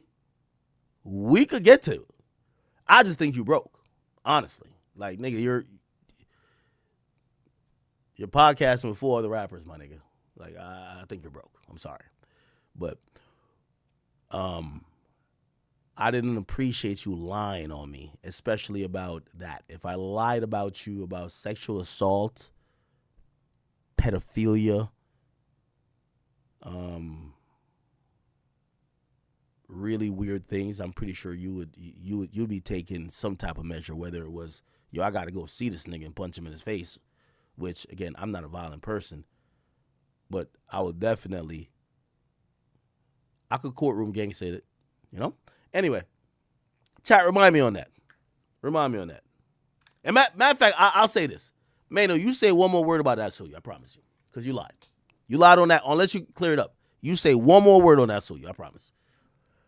Because I ain't gonna let no nigga come on here and, again, the facts that all this shit is out there. I've said it, nigga, it's in court documents. There's nothing, please don't lie on me. Don't lie on me. I never paid no chick out.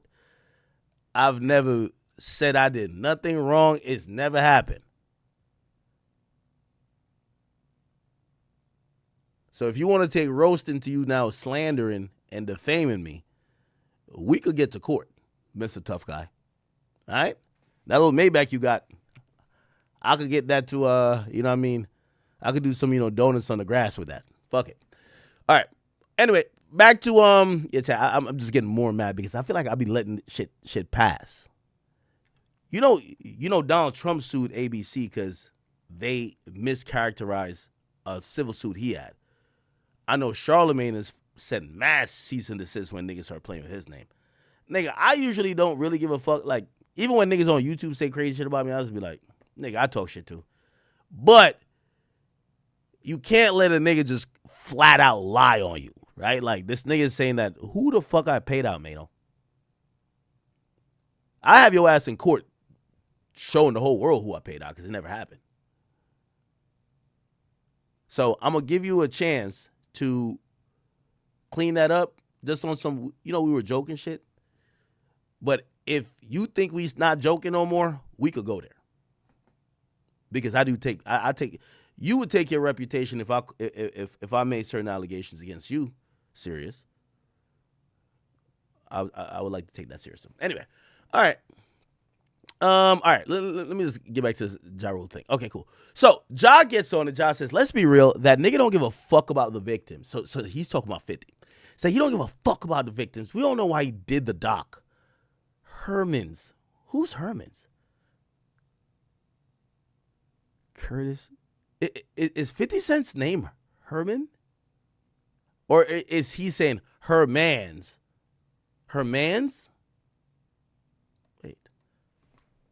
50 Cent. Where the hell is he getting Herman from? Unless I'm missing a joke. It's Curtis James Jackson. Like, where does Herman's? Anyway. Herman's a cancer to the culture. If he cares so much, then donate the profits to the charities for domestic violence. Someone says, Ja, I'm on 50 Cent's side on this one. There's some animals that deserve to be snitched on out there. Some things can't be swept under the rug. Ja says, I'm not condoning Diddy's behavior. I'm showcasing, we're just going to substitute this with 50. I'm showcasing 50's character. Then he puts this whole thing, we read it. He says, it's cool when he do it, but it's a problem when I do it. Fuck out of here. 50 is an abuser too, allegedly. Wow. Then he talks about the tatted up Holly stuff. And then he says, let's not have selective outrage when it comes to domestic abuse. And he says, thank you, Ja. He was also accused of tatted up Holly. He says another one, allegedly. Said people starving for attention and also die from starvation. That's rule. Okay. Not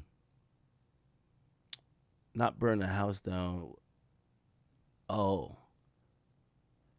Then I guess he's now gaining information. Says, somebody put out in 2008, the mother of 50 Cent's child accused a rapper of trying to burn them to death after a suspicious fire ripped through their Long Island home today. He tried to kill me and his own child, says Shanika Tompkins, who miraculously survived the suspicious 4 a.m. blaze which leveled a $2.4 million mansion in Tony Dix Hills, where she lives with the rapper's 10-year-old son Marquise and 4 relatives. The blaze erupted after Tompkins and 50 Cent, whose real name is Curtis Jackson, got into a violent dispute Monday during a deposition in a $50 million lawsuit she's bringing against him. Who I think did it? Curtis Jackson. That's what Tompkins told the Post. He threatened me on Monday and that he was going to have someone visit me. My kids are in the house. Who would try to kill your own kids? He's supposed to be all about being a gangster. That's not a gangster. That's a coward. The blaze was deemed suspicious by the authorities in Dix Hill, though cops had no suspects. The rapper was in Louisiana at the time of the fire, filming a movie. Wow. Then he puts up the whole thing about the tatted up Holly thing. He says, I think I'm going to start doing docs. That's what Ja is saying. It's a lot to unpack here, allegedly. Then he says, again, let's not be selective in our outrage for abusers. Then he puts a picture of 50. Well, somebody puts a picture of 50 and say, you better quit before 50 get on you next. And he says, please stop projecting your fears of another man on me. I don't give a fuck about 50. He's goofy to me. Wow. So it appears that Ja is teasing that he might do a doc on 50. And I do think that's like incredibly nasty on both sides. Okay? I think it's incredibly nasty on both sides. You know why? Because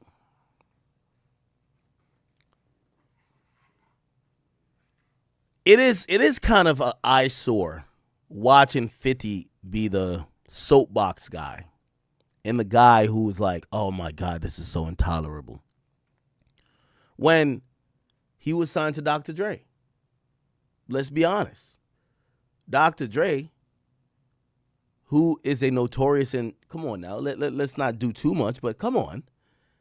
There's a lot of people in hip hop that have been accused of such things. Again, I'm not saying that these things should just be water under the bridge, but to sit there and like kind of act like, oh my God, this is like so new and how could people like forgive this? And I had to show people this to the world. At least don't be a flagrant hypocrite about it, right? Yeah. Now, on the Diddy side of things, I don't want people to think I'm defending Diddy. Yo, Chad, did y'all remember the part of the doc when they say, yo, Diddy, you know, they accuse him of damn near killing Biggie. And they're like, yo, after this happens, they said, Diddy pops out to the fucking MTV Awards, and they're like, yo, we should have knew something was up when Diddy popped out right after the death of supposedly his best friend, and this is how he popped out right here, chat. Every move I make. They're like, yo, if a nigga best friend just died and 2 days later he pop out like this, no way. They said this is after Diddy, you know, they accused him of killing Biggie, but they're like, and they said he also finessed it where Biggie paid for his own funeral through his account expenses with the label. So they're like, yo, after making a man pay for his own funeral and killing him, yeah, this is how you. Okay. All right. Which ironically,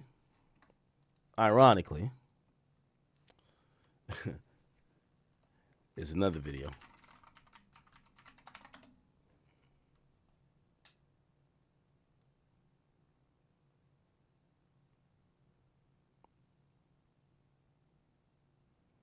Let me see if I can find him. Shit, what the fuck is this? It's this account. Let me just go to media. Hopefully no porn or nothing. Okay.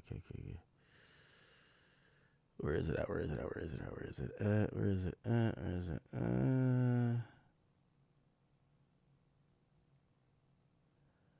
the fuck is the thing? It's a video. Might as well just search it. Oh, this is it right here. Look. Watch this. Sean said, we're going to do the biggest funeral for Biggie that New York has ever seen. The Reckoning. According to a former Bad Boy executive, after Biggie Smalls was murdered in March 1997, Sean Diddy Combs he helped create. The allegation has sparked outrage because it feeds into a larger pattern described throughout the series. That Combs controlled contracts, finances, and even legacies, and that artists under him often paid the price, literally and figuratively. Now, the whole time, especially with this post, chat, I ain't gonna lie. With this shit, I'm like, this gotta be an over-exaggeration. There's no way right after Biggie's death. Here's the thing. Let's go to YouTube. MTV Awards, Diddy performance.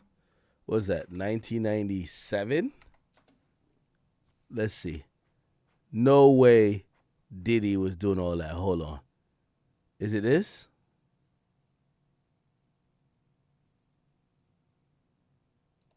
Wake up. Chill, Diddy! Diddy! Bro, he just died like 10 hours ago. Nah, Diddy, chill, bro. Bro. Nah, Diddy's not still dancing in the back. No way. Yo, chill out. Nah, Diddy, chill, bro. Bro. Pray for you till the day we meet again. In my heart is where I keep you from us. Oh, nah. Oh, nah, he back at it. No! Yo, Diddy moving like Chris Brown. No! Yo, Diddy doing twirls? No! Ah, hell nah. That nigga did like 3 twirls. He got big in the background. He doing twirls and shit. Yo, did he do just a kick? Nah, this ain't Diddy over here. Is this? He ain't do a kick, bro. Yo, oh my God, no fucking way, bro. Look, no way, Diddy, no way. He did the Michael Jackson kick? No. Is this Faith Evans? Oh, they doing swirls and shit. No way. Oh my God. Oh, he hot stepping. No. Oh, hell no. Fuck. Yo, chat, man. Chat. Yo, niggas grieve different, bro. You know how niggas got love language? That's Diddy's grief language. That was Diddy's grief language right there. Niggas got love language. That's his grief language. You feel me? Oh shit, nigga was moving like Chris Tucker in Rush Hour 2, impersonating Michael Jackson, huh? Damn.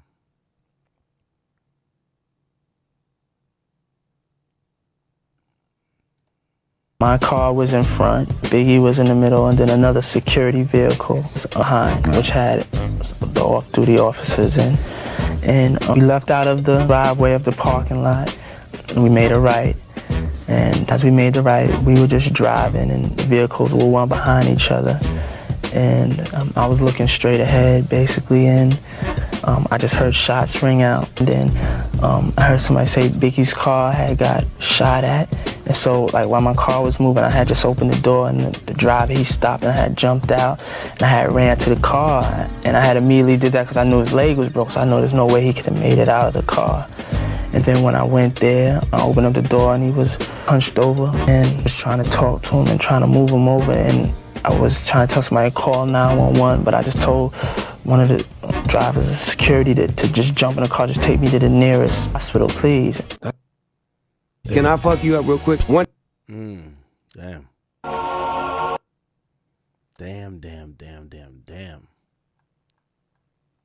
Now this documentary is kind of going crazy still, though.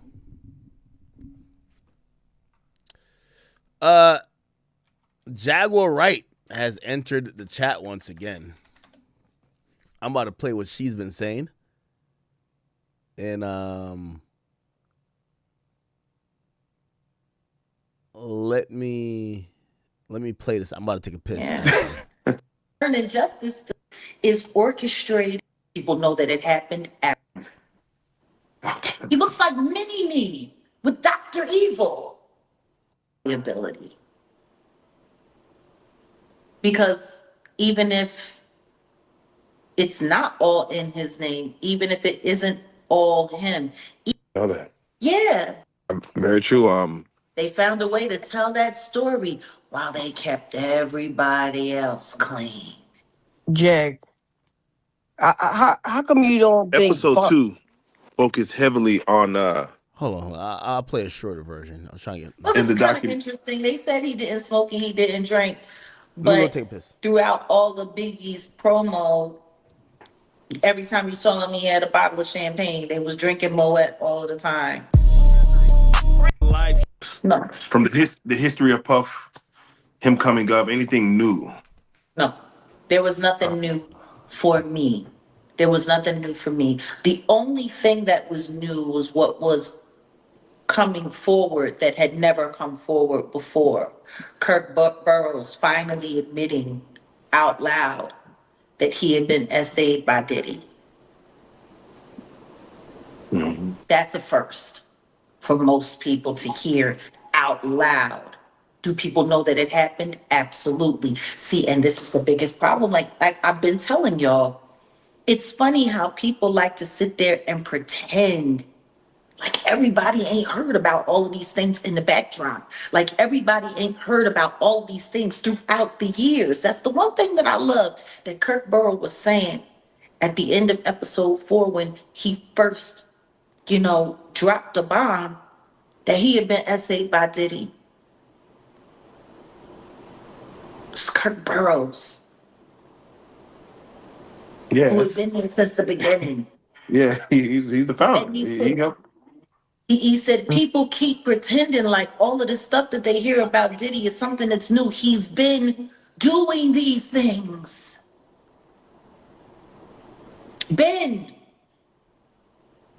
He's a witness to offenses that happened over 30 years ago. Yeah, facts. Jag, you came in and you gave us a history about Uptown Records. Again, I know we have a lot of younger viewers, and some people start doing their research. All right, man. All right. God damn. Now,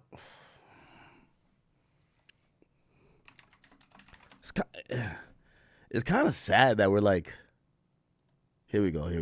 Here's Gene Deal. Director, I think her name. We'll play a couple minutes of this, and then we also got to get to K Flock and a few other things. Chat, I was thinking about a few non-hip hop topics, so if you guys want me to cover those, let me know. Is Stapleton, I don't know her name. The white chick, I don't know, man. Me and up phase with Diddy and everything and over there working in the record industry with him and stuff like that. They was like family. And I was gonna talk about, the street stuff, you know what I'm saying? So we was talking and he sounded like, yo, listen to him. Tim was like, with it, yo, Gene, whatever, $1,000, you know what I'm saying? You can sit here and tell me that you're gonna pay me for my time sitting right down here with y'all. You understand? So then, one thing led to another, and I was like, yo, all right, well then, F you, I spoke to 50, and then she said 50, and this is exact words that came out her mouth. 50 does not determine what goes in and go out of this documentary. And he definitely don't pay, he determine what somebody get paid. It's not his documentary like that. I was like, oh, so if it's not his documentary and I spoke to him like that, I don't need to be doing nothing with you because I'm doing this on the strength of him. But you gonna pay me if I do it. So it went back and forth, you know what I'm saying, for a little bit. And then they had Kirk Burrows giving me calls and everything like that. What are you calling me for? You know what I'm saying? I'm not, get out of here. I know what. All right. I don't want to bore y'all with some of this stuff. This back and forth continues to go on. Ja Rule has jumped in. 50, he's getting at Marlon Wayans for kind of like chiming in. Obviously, Ja Rule wants to do a documentary on 50. We'll see. Chat, I just seen this recently. Chat, have y'all, I don't know if y'all watched this. These are like two niggas who don't like me. But this was like an interesting conversation. Apparently, Marquette and my son. Apparently, my son just got like some job, like all that like picket fence holding. My son. Yeah, he just got a job. Apparently, he's the crime advisor. They said Mandami. This is New York, right? So the New York mayor Mandami, or I guess the incumbent or whatever. His crime advisor is ex-con rapper named my son. So he's the criminal justice advisor. Okay? Now, anyway, and I knew something was up with my son because when my son was broke as fuck and not trying to lobby to get a job that could possibly pay him 6 figures, my son was obsessed with me. Like, my son was like the baby mama I never had. My son was like this broke bum that he would just constantly make videos and videos after me telling me about how the culture needs to cancel me. The guy was a loser, right? Now, finally, Mandami has put this bum to work. He's kind of left the rest of us alone. But apparently before he got the gig, he did a podcast with Marquette where he was trying to like seem like he was intellectual, except this went off the rails. Now, apparently, this is a whole conversation about like SNAP benefits, you know, for blacks and like gender roles and shit like that. I'll play like the last like, you know, couple minutes of it, which is like supposedly the best part. I'm gonna speed it up.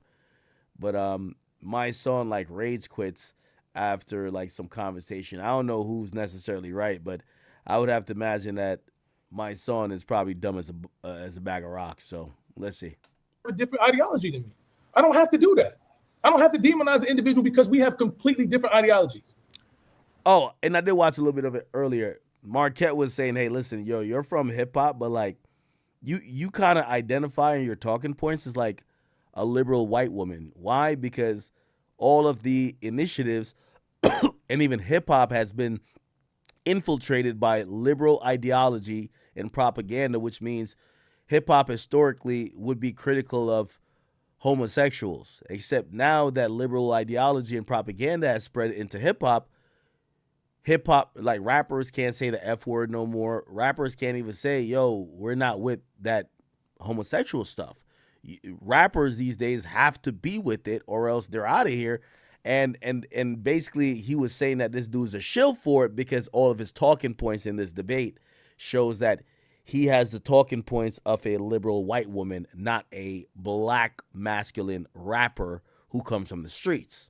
And I think that offended my son because, you know, my son think he's like, I don't know, super gangster. I don't have to do that. I don't have to do that. The problem that we have with our political class is that to get their money from the lobbyists, the people who control them, to get the money from the interest groups, they have to tap dance. They have to lie. They can't say what they really believe. It's easier. Now, here's a funny thing. My son has always been someone who got supported by Black Lives Matter funds. Like, he was basically a paid protester. Now he's getting added on to pretty much politics if Bundami is tapping him to be the criminal justice advisor. So essentially you are kind of playing politics, or politics and these other organizations are paying you. You're not getting out of the mud.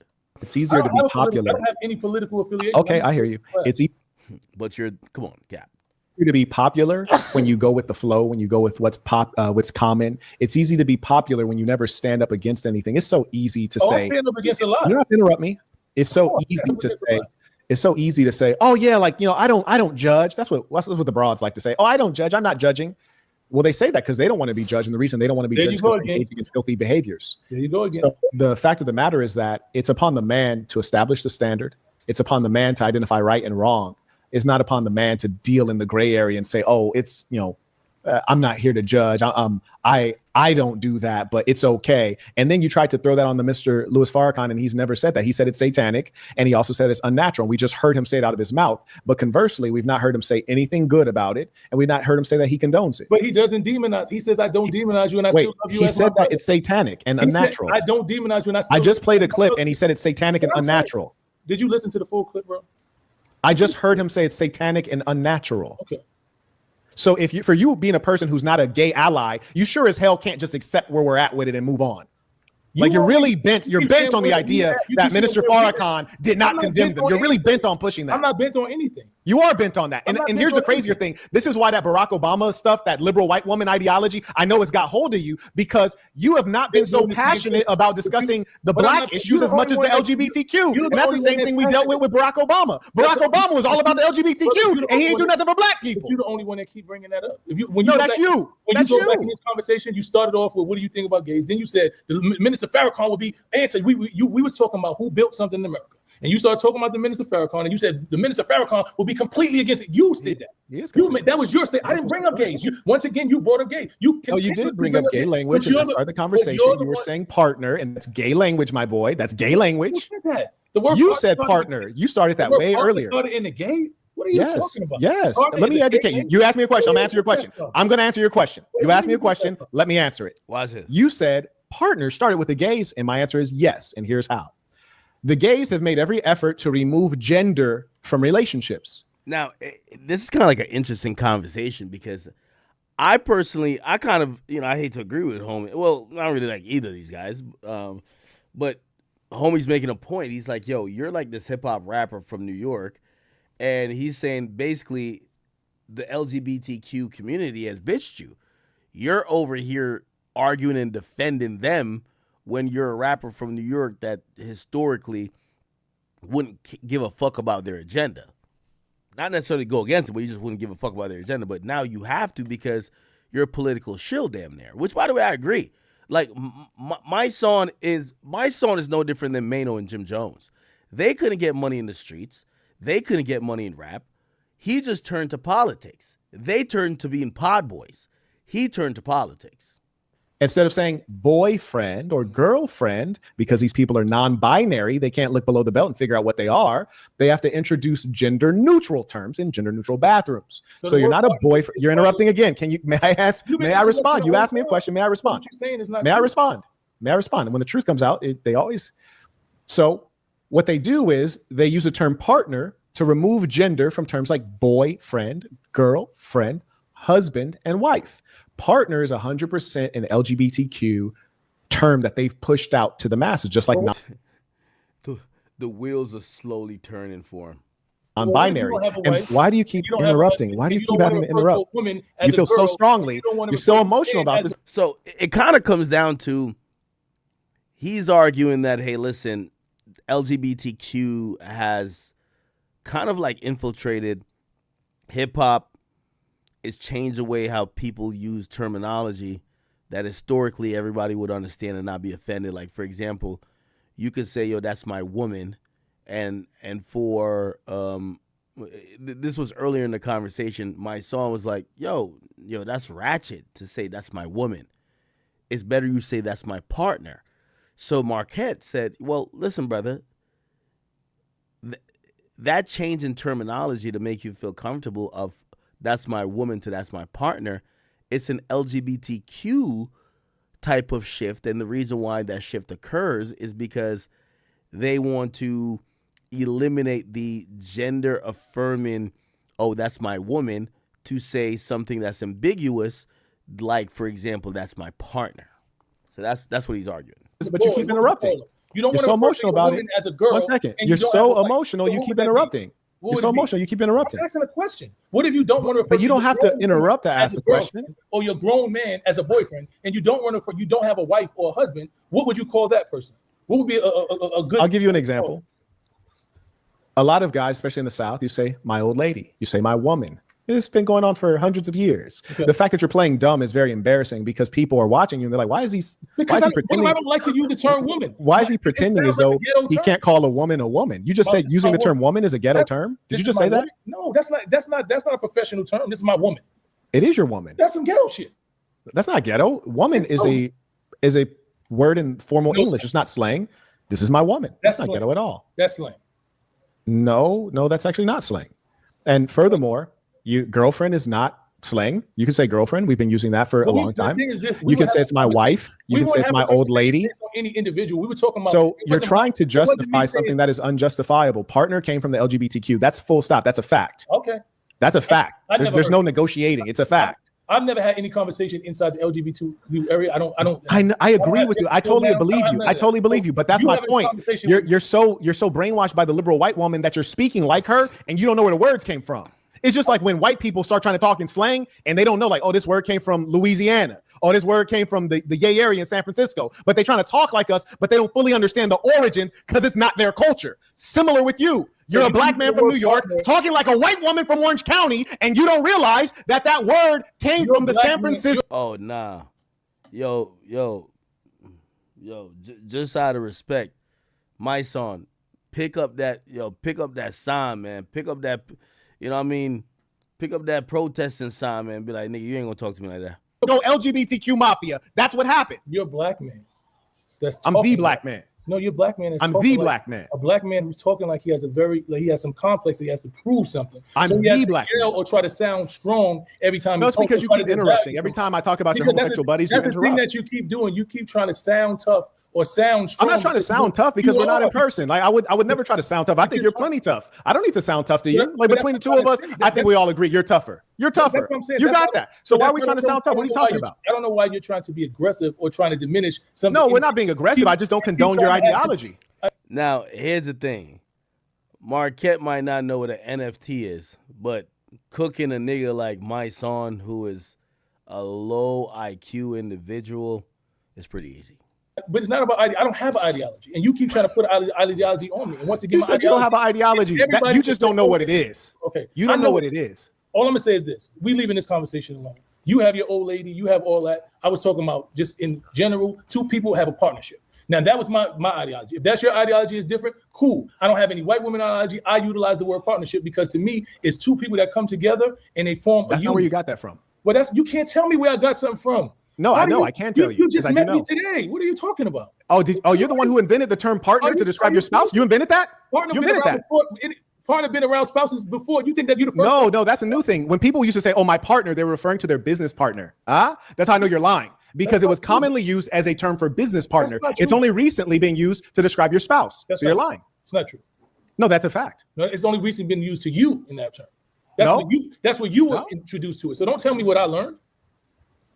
Okay, well then you tell me, where did you learn that from? Like, how did you invent that? Because at this point we're going around in a circle talking about the same stuff. Real quick though, how did you invent the term partner to describe your spouse? Anything. I utilized the term because it was more comfortable for me because I thought I wanted a partnership rather than saying my woman. To me sounded ghetto, and saying my girlfriend when I'm a grown man is not my girlfriend. And if you're not my wife, then there's no need to say my wife. So the word partner was talking about two people that are in a relationship that you don't actually identify as a girlfriend or a marriage. Is a partnership. It's two people that come together to form a partnership. That was my ideology. Whatever you got or where you got it from, that's on you. I no longer want to talk about this. So let's end this because it's been 2 hours and I got things to do. And I appreciate the dialogue.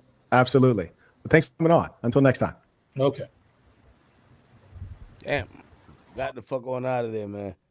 Anyway, at least this bum my son is going to be able to collect a check while being the criminal justice, advisor for the new mayor, Mayor Mondami. At least we got this nigga a job, man. At least we got this nigga a job. Okay? Okay. Cool. Let me see. Here we go. All right. Oh. Yo, did y'all see the whole K-Flock thing? This was kind of crazy. K-Flock facing 50 years. So K-Flock, who was convicted of, and let me read all this, which by the way, this is like super explosive. So federal prosecutors actually want the rapper K-Flock to spend half a century in jail, or prison actually, after being convicted of 3 counts in his federal racketeering case back in March. The rapper was found guilty of racketeering conspiracy with assault of a dangerous weapon and attempted murder in the aid of a racketeering and a firearm discharge offense. He's set to be sentenced on December 16th. In a sentence submission to the judge, federal prosecutors laid out their reasons why they want him to spend the majority of his life in prison. They said that he led a violent street gang. And by the way, here's the thing. Remember, he did beat the murder case. So he beat the murder charge, but he got convicted of the RICO charge, which is, attempted murder in aid of racketeering. So he didn't get convicted of murder, but you got to remember, they did charge him for murder. So, if it was murder, it would be automatic life. But since it's not automatic life, they're asking for 50 years. Now, apparently, they said a submission went over the details of Flock building up his Sevside gang, where prosecutors say he was recruiting people to shoot other people. Prosecutors also linked him to other violent incidents. They brought up the fact that after his trial, he posted, "I beat the top count." Wow. So him posting about him beating at least one count, they're saying, yo, you've been bragging. "I beat the top count. I made the judge cry. Kill all rats." Wait, did he say kill all rats? No fucking way. So a reference to the fact that he was found not guilty of the most serious charge against him, murder in the aid of racketeering. Prosecutor wrote that K-Flock's post showed a complete disregard for the law. The recommended 50-year sentence is broken down 20 years for each of the 2 racketeering and assault accounts, plus 10 years for his firearm charge. So they're doing everything concurrent, right? No, consecutive. Which, by the way, if we kind of look at it now, it will be 20 years if everything is concurrent, right? Federal prosecutor's submission to the judge comes ahead of Flock's sentencing, which was originally supposed to take place in October, but it was pushed back because of his own request. Now, there's a story going around K Flock, and by the way, supposedly it's in the sentencing, memo from the prosecutors. They're saying K Flock reportedly bullied his friend C Blue for not contributing to any shootings for their gang.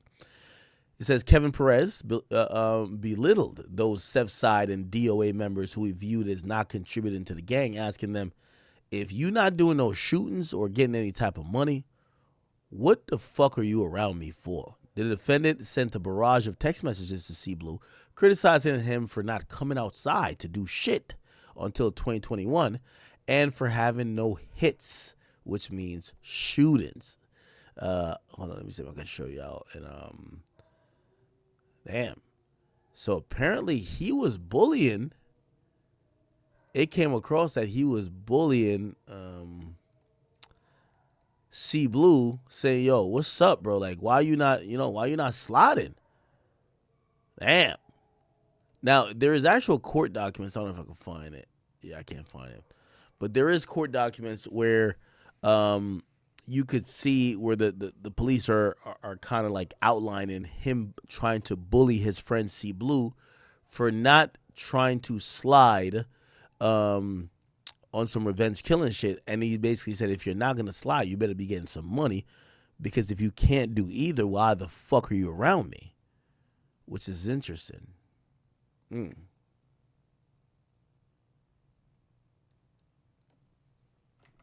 Here we go. Remember, like when he had just got convicted, he had K Flock from behind bars. He had sent like a voice note, right? Let's see. What did he say?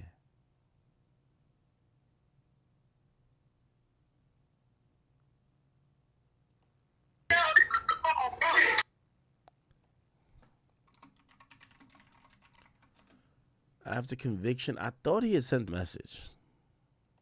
DOA was everything K. He loved K Flock and Dougie B had a hit called Brother Love. Things up. I gotta get a dresser and shit for there. His fans were happy to see him make it out like that, but C Blue didn't stay out of New York for long. Oh, this is a C Blue dude. And PJ Clissy for the murder. There's no proof to back the story up, but some people think B Love knew that C Hot Watts was gonna get killed because B Love is still with the OGs, and that's why Set the Trend was so pressed about the situation. Bodies were dropping on both sides, but C Blue made a good move and hit Texas to get away from all the drama. Look, my room is still basically empty. I don't really have that many things up. I gotta get a dresser and shit for there. His fans were happy to see him make it out like that, but C Blue didn't stay out of New York for long, and in 2025, he allegedly got booked for crack. And then C Blue got clowned like crazy after he got exposed for being broke and not paying for features that he was supposed to. It's not clear what's going on with C Blue's cases right now, but his music fell off too, and he's not even touching the 100K views on YouTube anymore. Set the Trend fell off as well, and the situation got even worse for him after some paperwork came out that accused him of snitching. Set the Trend said the paperwork was fake, but it didn't even matter if it was real or not, because a lot of people stopped rocking with him after it got leaked. DOA has a lot of members locked up for fighting cases right now, and an OG from Southside named Sticky B just caught 8 more years while he was already locked up.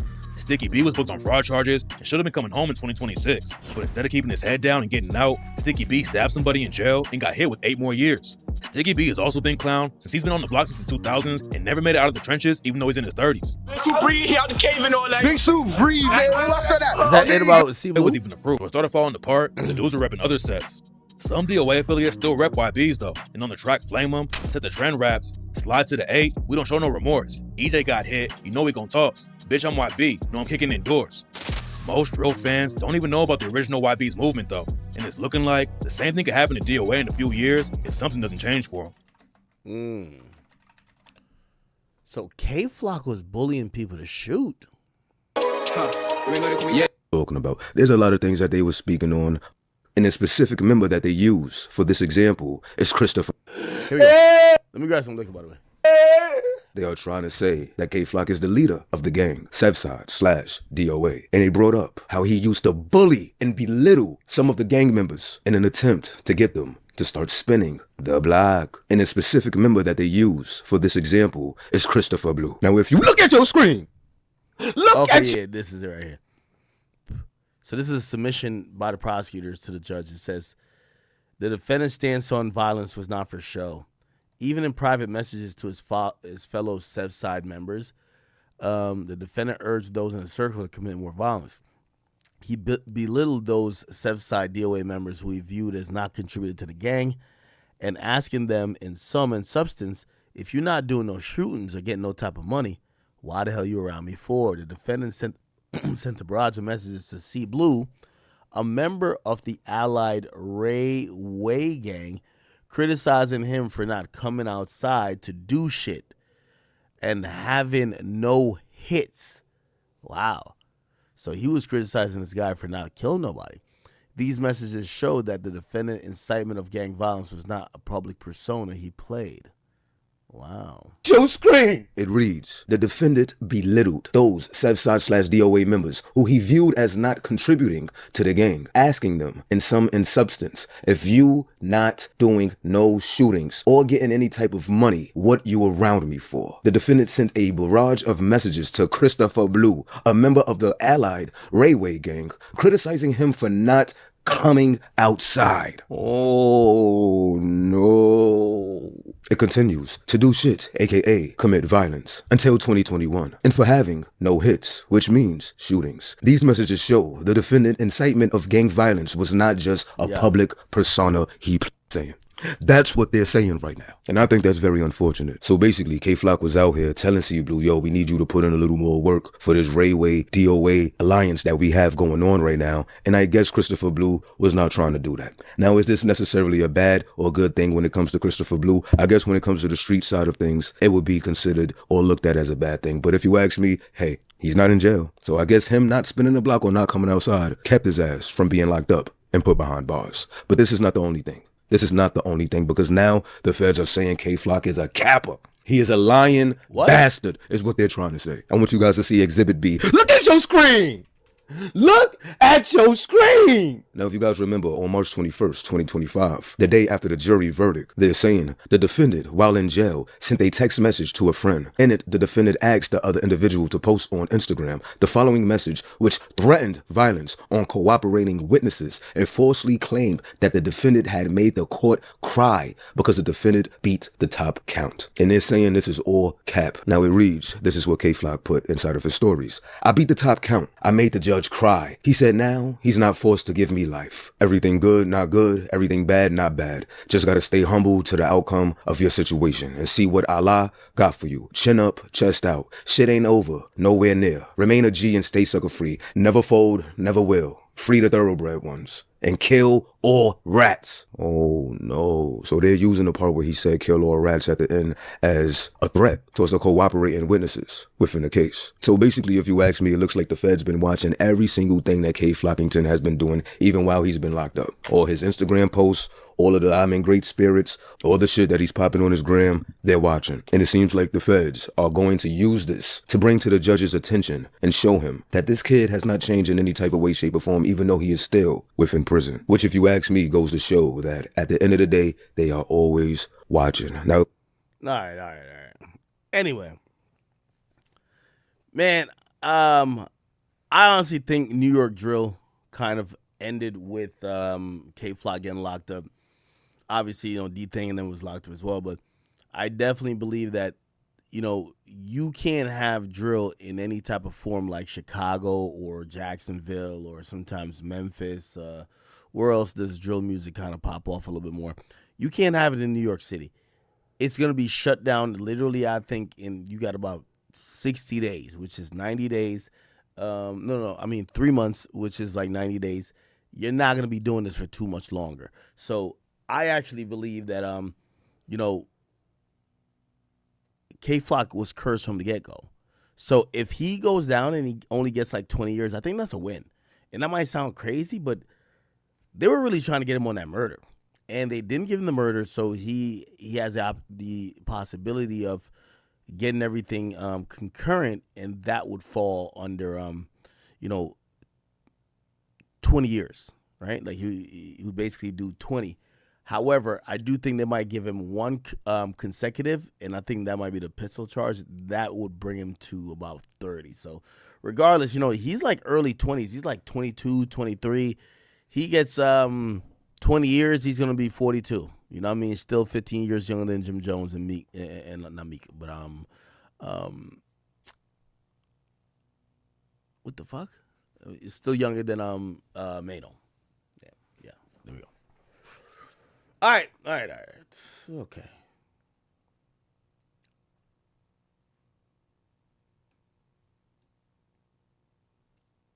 There's not much hip hop shit to get to. I see Wayno talking about some Philly stuff. Like, Skino's like beefing with Meek Mill. Like, not down at him on whatever his beef is, but it's just like, bro, this is what we talking about? Okay. Yeah, New York City don't allow CCWs. Actually, they do. They do. Well, you're allowed to have one, but then they pretty much ban them, so you have one, but you can't use it. Because this law came out that they have to, give a pathway to get one, but they could also ban places it can't be used at, which is going to be pretty much all throughout New York City.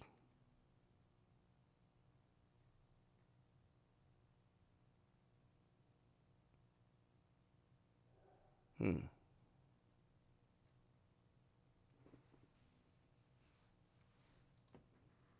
fuck is this? What's the name? It's self-sheltered. My guy is such a. He just turned 13, and it's the little call itself. All right. Anyway. All right, chat. Give me some topics real quick. Give me some topics. Please, please, please. It's 3:00. I gotta stop streaming so fucking late, man. I should have streamed earlier. Please, give me some topics. I could knock out like 3 topics. Let me see if I can get to 4:00. I'm not talking about Shorty that's on Joe's podcast, my nigga. I'm gonna keep it a being with you. Like, I don't know that bitch. Like, that dyke looking bitch, I do not know her. Like, she's been on my dick. I do not know this bitch. You feel what I'm saying? And what I'm saying is that I get it. I'm like a poppin' media personality. I just don't know her. She's been specifically trying to shoot at me, and like, we don't even talk about the same thing. And you're a woman too, so it's like everything I'm gonna say about you, they gonna say I'm picking on women. So that's what I'm trying to keep it at Mano.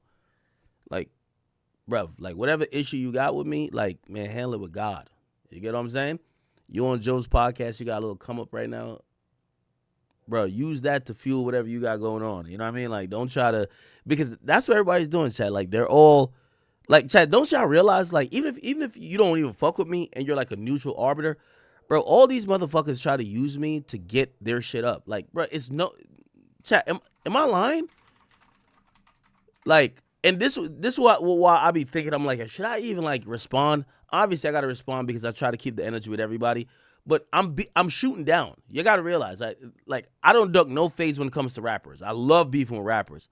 But in these battles that y'all got me with, like, I'm shooting down. Like, Mano was a bum. Mano's nobody. Let's keep it a bean. You feel what I'm saying? Look, Mano post this. He thought it was hot today. Oh shit! I talk about act. 14,000 people liked it. 2,000 comments. Bro, he posted some corny shit afterwards. He got 300 likes, bro. Like, these are the people. So I'm constantly shooting down, but I got to give it up no matter what, because you know what? I'm all about let's keep the same energy. You know, everybody said, yo, Mano's tough. Yo, you talk shit to X, Y, and Z. You ain't going to say nothing to Mano because Mano's tough. All right, bet. So I got to keep the same energy. Bet. Let me do the Mano shit. Cool. Then you get the dyke-looking bitch on Joe Budden podcast. Like, is she piling on? Like, ho, we don't know you, shorty. Like, you on Joe Budden podcast, keep doing what you're doing. I ain't even mad at you or whatever you're doing, but it's like, nigga, you've been trying to get on my radar. I don't know you. You just like this ugly dyke old bitch, bro. Like, come on. That sound like you've been smoking cigarettes for 25 years. I don't want to get on your ass because, number one, I know how that's going to go. It's going to be in your favor on social media. Bitches is going to want to support you because they're going to think, because that's what they do. They support these loser-ass niggas thinking that's how they take me down. Oh, Mano is cooking act? Oh, he's trying to cook act? Yo, let's all go support Mano for one post, my nigga. How do you have 14,000 people who like one post and then 300, bro? Like, come the fuck on, bro. So, again, this is why I don't like shooting down. This is why I'm like, yo, I gave Mano a one and done. You know what I mean? Like, today I was just laughing at him really catching feelings. Mano, I don't got no problem with you, but, like, bro, just cut it out. I could tell. If I really went in, talk about how you, like, there's mad shit for me to talk about. Like, mad shit. Like, trust me, I do my research on you, right? If I really talk about some shit, bro, the next thing you're gonna say is, yo, when I see you, I'm gonna slap you. Nigga, I know you, nigga. Like, niggas like you, y'all really can't, y'all not witty. Like, you a stupid nigga. So it's like, bro, this was supposed to be some jokes. You taking it mad serious already. You in the car huffing and puffing. Like, bro, I'm good. I'm gonna just laugh at you because I really was only gonna give you one round. Pause. You feel me? So, that's where I'm keeping it. But then you got the bitch on Joe Budden podcast. Bruv, I don't know if Joe not paying you enough. Joe getting $20 million. You don't need to do that clout chasing because I don't think nobody even watch your shit. I think you got your own podcast. You know Joe, my mans. Me and Joe, we had an iconic show. Bro, don't bring your little issue with me over there, nigga. Like, keep it on your podcast and nobody watching. Like, Joe not going to give you a raise. He's getting $20 million. Y'all niggas going to keep getting y'all $300 or whatever the fuck y'all getting. It's okay. So that's my thing. But it's like Voltron. They're all trying to form because here's the thing. When you're popular, I keep telling you it's like a Drake effect. I'm not necessarily calling myself Drake at this shit, but that does work. Like when people been waiting for somebody to lose, yo, everybody who said something bad about Drake had an audience of the people who didn't like Drake. You get what I'm saying? But then afterwards, it's like J3 Hitter. Like, I used to watch that nigga get 20,000 retweets. And I'm like, oh, shit. Then I seen that nigga say, yo, I need to GoFundMe. He was broke. Like, how's that work? You know why? Because unfortunately, when people are going at somebody who's popular, they galvanize the haters, and they all support the shit, so it looked like a lot of people. But then that person puts out something else that's not hating on the person they care about, and nothing happens. You feel what I'm saying? Like, nobody cares. So...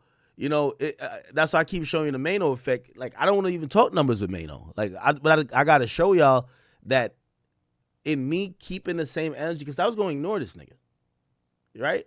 I was going to ignore him, but then all of y'all said, oh, Ak, you're going to be scared. No, I've responded to Chicago actual killers. Why am I scared of Mano? Oh, no, you're not going to. Okay, so I'm going to do it just for y'all. I really don't respond to, like, Mano can't hurt my feelings. What if jar relish, you gonna hurt my feelings? Like, nigga, come on. Like, I've seen every joke online. Nigga, as soon as I call this nigga old, this nigga is ready to crash out. He in his car huffing and puffing. He about to put this shit in sport mode. I don't know what he got going on. But you get to realize everybody is trying to like form like Voltron. And then here's the thing. Here's the thing with like the bitch on Joe Budden podcast. My nigga, I'm gonna keep it a bean with you. We've seen this play before. Yo, I'm getting into it with Lauren LaRosa, and then another shorty just jump into it. Shorty, I've never even addressed you. Like, you've been hating on me for years. I've never addressed you. Wait till your time where you're relevant enough that I'm going to address you. Mano, he's a rapper, fell off of that, but I'm addressing him. So, like, whatever, right? Even though I really, like, I feel like I'm not getting nothing from this. You feel what I'm saying? I like going back and forth with Meg Thee Stallion. I like going back and forth with, bro, I've been going back and forth with the best rappers, my nigga. Like, me and Lil Baby, like, bro, like, I'm realizing, like, I feel like I'm going backwards. I'm, like, you tell me the two bums is talking about me is the fucking dyke from Joe Budden show and then motherfucking, like, washed up Mano? Like, come on, bro. Like, yo, could a rapper diss me or something, bro? Like, save me from these bums, bro. I only responded to Mano that the audience could at least know Act's just not pussy. Like, he's going to respond to everybody. Same energy for everybody. Man, woman, elderly, youngin, YN, dog, cat, fish, cow, same shit, bro. I'm gonna just keep the same energy. But in reality, bro, like, I be clicking on these niggas' pages and I'm like, how does 14,000 people and 2,000 people comment and find Mano's page and he posts something? Look, chat, I just want to show you. Look, 15 hours. That was 15 hours. All right, cool. Let me look at the next post. 8 hours. 8 hours ago. So in 15 hours, 14,000. 8 hours ago, 300. Bruv. It's like, I don't even gain nothing out of this. It's like Mano. It's a bum. It's the dyke from Joe Budden shit. I don't gain nothing from this. So I need like a rapper to diss me, bro. Like a lit rapper, bro. Like this shit it's kind of getting depressing for me. It's getting depressing for me.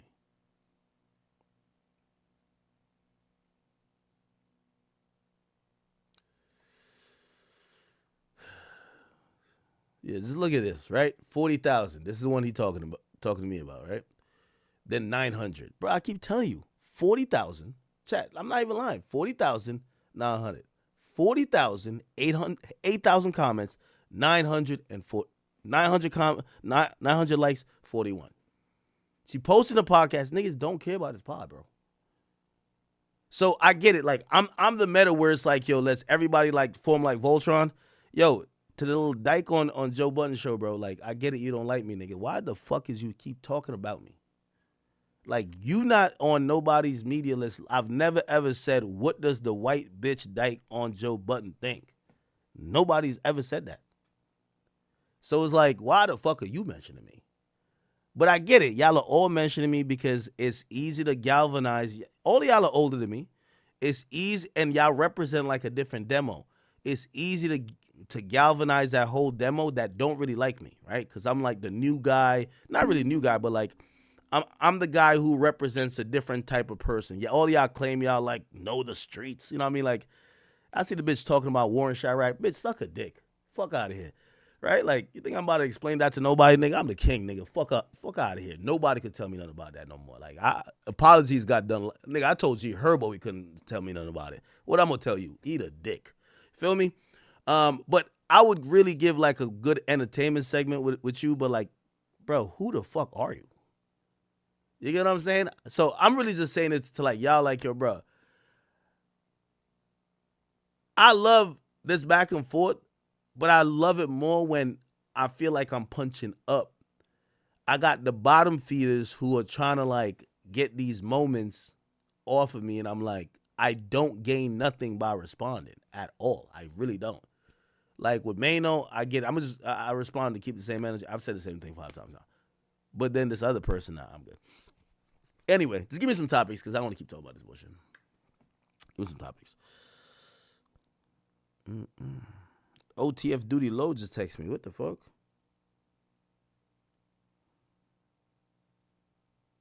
What?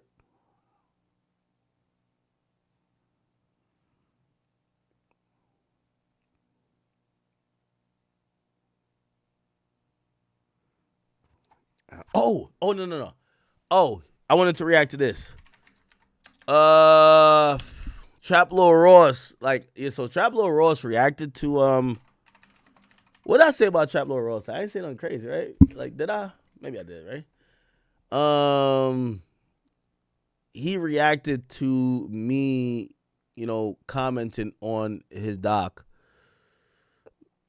Let's see if we could oh yeah. This is right here. So no. Wait. Fuck. Right here. Okay. You've been upset. Okay, it says DJ Academics calls him out. Which chat, did I call him out? I don't really know if I called him out. Like, I'm forgetting a little bit what I said, but I feel like I was just trying to have a nuanced discussion about it because I understand. Number one, I'm the nigga who did Warren Chirac. Everybody could eat a dick. I don't give 2 fucks. Like, it happened. I don't care. And I don't care when people talk about the Warren Chirac. I only hate when niggas is saying that I popped off because of that. I never popped off because of Warren Chirac. That is not why I became Academics. That was a dope niche series. That was one of the defining things that I've done in my career. But it's like you saying that I popped off because of Everyday Struggle. I didn't pop off because of Everyday Struggle. You get what I'm saying? It's like, no. It's like you saying I popped off because of my coverage with Meek Mill and Drake. Yes, that's one of the most important parts of my career. But, bro, I started doing album reviews, and I started doing, like, these, like, opinion pieces and, like, news pieces back in 2012, 2013, right? Actually, 2011, I'm sorry. I started back then. So, like, when people say, yo, he popped off because of Warren Chirac, I used to, like, try to entertain him. Now I tell all of them to eat a dick. Straight up. Eat a whole dick. So I understand, though, the Warren Chirac thing. So I wouldn't ever really shame Trap Lil Ross for some of the things that, what people would call federal. because a lot of people are calling Warren Chirac federal. Now I don't remember exactly what I said about his doc. I think all I said was it's actually, let me play it, 'cause I want to react to what he saw, because I don't know what I said. A lot of people I'm cool with have been upset, and it's okay. We don't have to agree about everything. We don't have to be on the same page about everything. I do what I do, and I'm very good at it. Okay, you guys got to do what you do, and you guys, are you good at it or you're not? Well, only time will tell, right? And one person who is very, very, very good at what they do is the guy, DJ Academics. Okay, I would always take Academics' advice seriously. Yo, I don't remember criticizing him. I might have to call him on the phone. When I linked with Academics in Las Vegas after I got pressed by mean anything to him, but to me, I was like, whoa, like you just blew my mind. I've locked in with some advice. I don't judge Vlad for putting out this story. Anyway, Traplo Ross has responded after he's made this elaborate documentary saying NBA YoungBoy has 19 bodies. Okay, elaborate for sure. Let me quickly jump into. Baton Rouge police are looking into a deadly shooting that claimed the life of a local rapper. When an unknown. All the bodies. When I said 19 bodies, you all said it's cap. All the guys on Reddit say, "Oh, no way you're gonna find." He ain't gonna find all 19. Bruh, shut up. 19 bodies. You all said it's cap. Yeah, I think let me just call him. Let me call him, because I can't watch this whole thing. Well, actually, I could, but let me just call Traplo Ross. He's in LA, right?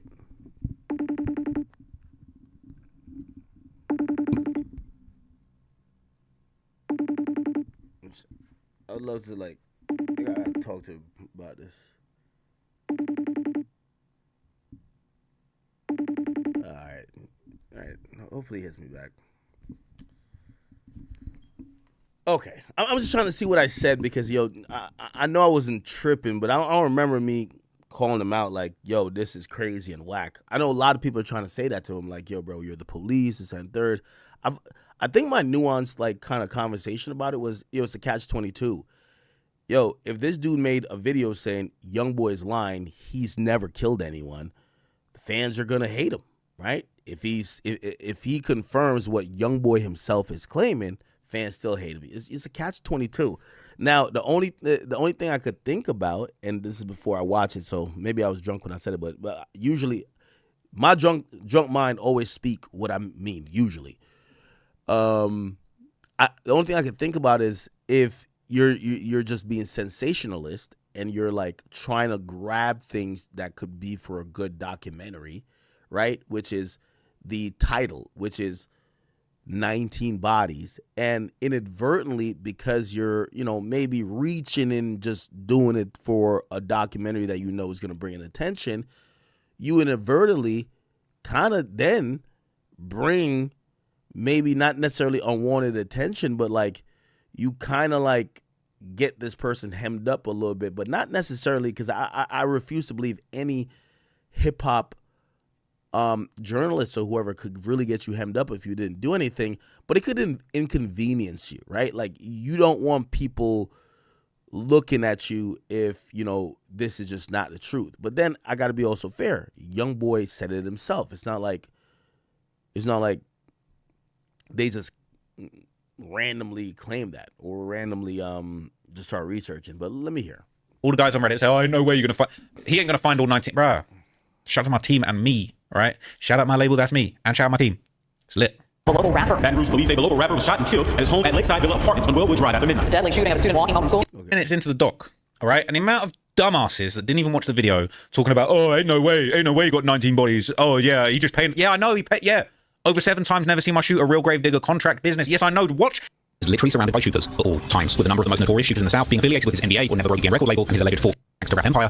Great job of compiling information, and I still believe that for the most part, unless he's changed his style, he's going off public information. He's not saying, "Hey, I have confirmed this with the police," or "I have a source that no one can verify." He is basically regurgitating, but put it in a nice package, what is out there openly. By the way, same thing I did in the Warren Chirac when people thought I had privy information. No, I knew how to Google. So I guess the difference here is, maybe I didn't do documentary style stuff, so I did news-based type stuff. So if someone got shot at or someone died, I would just do the video based on that. I know what I said. Traplo, he's getting a lot of flack, because here's the thing. It's one thing to say, "Oh, let's cover this one incident." It's another thing to drive a narrative that, hey, there's 9. Yes, I think it was the narrative, right?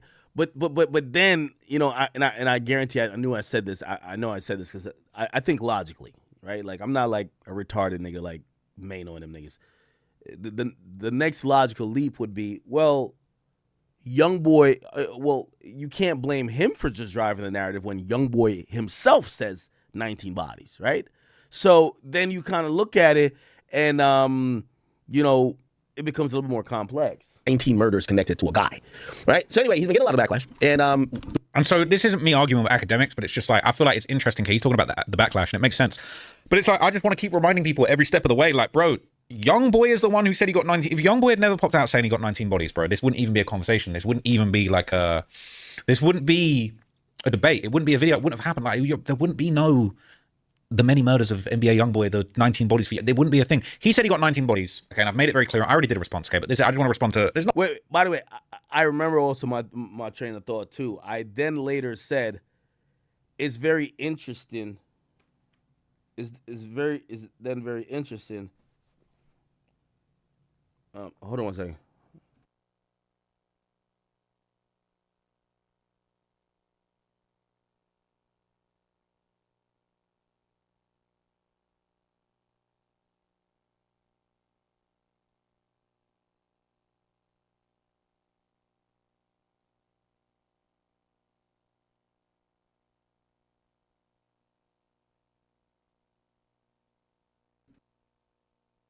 Okay. My bad, chat. Okay, cool. All right. Yeah. Not really responding to Ack, but basically just like understanding what somebody who's at the very top of the hip hop culture and is very relevant and important, and somebody whose opinion I value, what he thinks of this whole thing. And I feel like Ack is going to do a very good job of like toeing the line as far as like throwing me some bail and defending the fact that I'm doing this for public info, but then also like keeping it real and showing love to the NBA guys that he got. Been saying for 3 years now. I feel like I'm well within my right. Okay. Now. That comment was gold. I ain't gonna lie to you. That comment was gold. That comment was just like, oh boy. I've got all the answers. I got all the answers in the get backs. And I'm gonna lie, everyone was hating on me so hard. And then when I did my response and it was just made in the bottle, bro. You're the feds, not the rapper who said it. I completely understand. All right, here we go. Here's where I see it. I agree with him on rappers being hypocritical, right? A rapper will say, yo, 7 murders in my hometowns, tell the feds I did that, right? Now, when you go make a video about it and actually spell it out, you're the feds, not the rapper who said it. I completely understand where he's saying, yeah, rappers will say something, and even if you think they're just saying it on face value or they're being facetious, they will say it in a way where they're... Now, okay, great. I got the same train of thought, and I'm going to flush it out a little bit more. I'm a little bit more sober. But again, I keep telling you it's always the same thoughts. As a hip-hop media personality, I've been the person that have been the person to be blamed. It's culturally. I'll give you an example. I don't want to use YoungBoy because we love him and you know, we don't want to speak anything to existence, right? Let's say King Von. King Von was kind of like, you know, hinting a lot to him having 7 bodies. If King Von had gotten arrested, the majority of, and I'm not talking about grown-up, higher-level conversation, but the majority of the lowbrow Twitter, like, you know, fan pages and people who would just say shit, they'll be like, yo, he got locked up because this nigga over here made a video saying he's the one who killed so-and-so. They neglect to say, wow, our favorite rapper is a murderer. That's not a good thing. And shit, if he got caught, especially if he said it at some point himself, he's a fucking idiot. The blame always goes on the journalist for rappers getting caught. Like, I would see me covering, you know, even a case or like, you know, sometimes just looking at videos that's available from, like, let's say someone died, and fans would blame you being the person who's an interested party and media member for someone getting locked up rather than blaming the person and their actions and then subsequently admitting to the shit online. And that's a natural thing.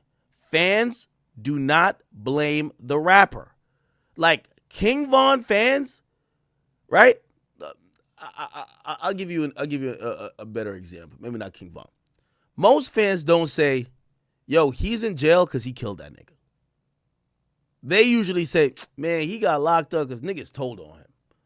Man, he got locked up because so-and-so did so-and-so. They never, ever, like, come to terms to say, that nigga's incarcerated because he did the murder. And then he said he did the murder. That led to people investigating him. That led to his girl getting questioned. That led to his girl telling on him. You know what they said? Man, fuck that bitch, man. Why she tell on my nigga, man? They don't think about anything else. That's very normal.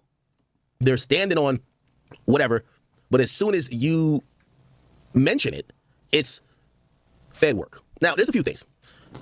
Now, shout out to Act, because I feel like that's a very level-headed response, and he's actually, taken the time to listen and understand, even though there's just a 2-minute clip. Like, my response and, like, my understanding, because people were just so hysterical when this video dropped. Oh, you're the feds, you're going to send Youngboy back to jail. Like, bro, if... All right. What the fuck? I'm trying to call him regular now. Yo, why does Trap Lil Ross have a UK number, bro? Yo, my man's number starts with +44. Yo, Trap. That's why I gotta call him FaceTime. Nigga, the phone ring differently when you call. I was calling regular, but it was the international code you gotta put before it. Nigga, oh, yo, my boy, yo, what's going on, man? Are you live? Yeah, I'm live real quick. I was actually watching your video because I seen the title and I put it on my list. I'm like, I got to react to it. And you said DJ Academy was calling me out. And I'm like, I didn't call you out. But I'm like, but I know I was a little bit lit. I was clickbaiting. I was a little bit lit and tired. And I was just like, usually even when I'm lit and tired, I pride myself on like I'm super logically sound that even if I don't flush it out later on or the next day, I could come back and not like fucking just run, like completely abandon. That's the most embarrassing thing, to say something like, oh, I feel this way, and then the next day be like, nah, I didn't feel that way at all. So I'm like, I know logically I dealt with it pretty appropriately, but yeah, I'm glad to get you on. I was watching it, and yeah, I could tell it's a little bit clickbait. Yeah, how have you been feeling? You know what's funny, man? I feel like the day after I dropped that video, I feel like 4K Trey stands were hysterical. People like, you're the feds, Youngboy's gonna get locked up. They was acting like the paddy wagon was on the way to YB's house as we was talking. But I feel like once I made that follow up and I kind of explained to people, I was like, look, Youngboy, he popped out with a song. It's not like he just even said, oh, I got 19 bodies. Like, he done had a whole timeline. There's timelines on Reddit where they go and look, in this date he got 3 bodies, then he got 5, but then he got 7 bodies. He said he had 7 bodies like 2 years straight. He was neck and neck with King Von over the 7 bodies. And then next thing you know, 2022, he got 12 bodies. 12 bodies and 1 child dead. Stop the violence, what I fucking said. There was really 12 bodies and a child dead. Like, so I feel like once he got to 15, he said on my Bobo, he said, yeah, I can, 15 bodies up, tell them fuck with us. He said, I can name 5 people Herm done put down with that pole. Like, he was wilding out. So I feel like it's not that crazy for me to look into this. And then, like, I feel like once I made my response, I feel like people kind of calmed down and they was like, all right, let's check out the video. Hey, interestingly enough, so I was watching Joe Budden's podcast talk about this. And I thought they were completely off the mark because I didn't see that. I didn't see that one yet. I need to check in with that one. They were completely blaming you. They were like, "Yo, this guy's the feds. Yo, he's a snitch. He's trying to put him in jail." And Youngboy is my guy. But here's the thing. And obviously, I'm a little scatterbrained, like I always am when I start talking. But I always remember after I stopped doing the war in Chirac. You know who hit me up and said, yo, Ack, why'd you... I think his direct words was, Ack, man, you pussy. Why'd you stop doing it? And he was responding to, I was getting backlash, like, I stopped doing it like 2017, right? It's been 8 years, right? And it might be 2016, but I was getting backlash because somebody brought it up, like, remember academics came up off Chicago. And he brought it up to me and he said, yo, why'd you stop doing this, man? You pussy. Basically saying, why did you succumb to the hate? It was none other than Chief Keef. And if you listen to my coverage on Chief Keef, I talked about Chief Keef. I called him Baphomet. I literally, because I was doing it satirically, and since he was the best or most prolific rapper of all the drill rappers, you know, I mean, I've heard certain things or whatever, but I kind of painted him out like this is like this overlord of violence and demonicness. You get what I'm saying? And when he said, "Why'd you stop doing it?" You know what I realized?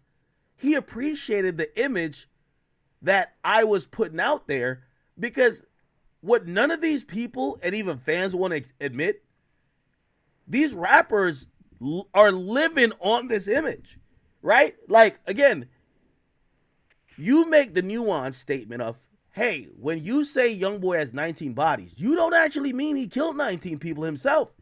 You believe that there's 19 murders that through maybe like some affiliates and some other beef that is associated, that maybe people he don't mutually like died.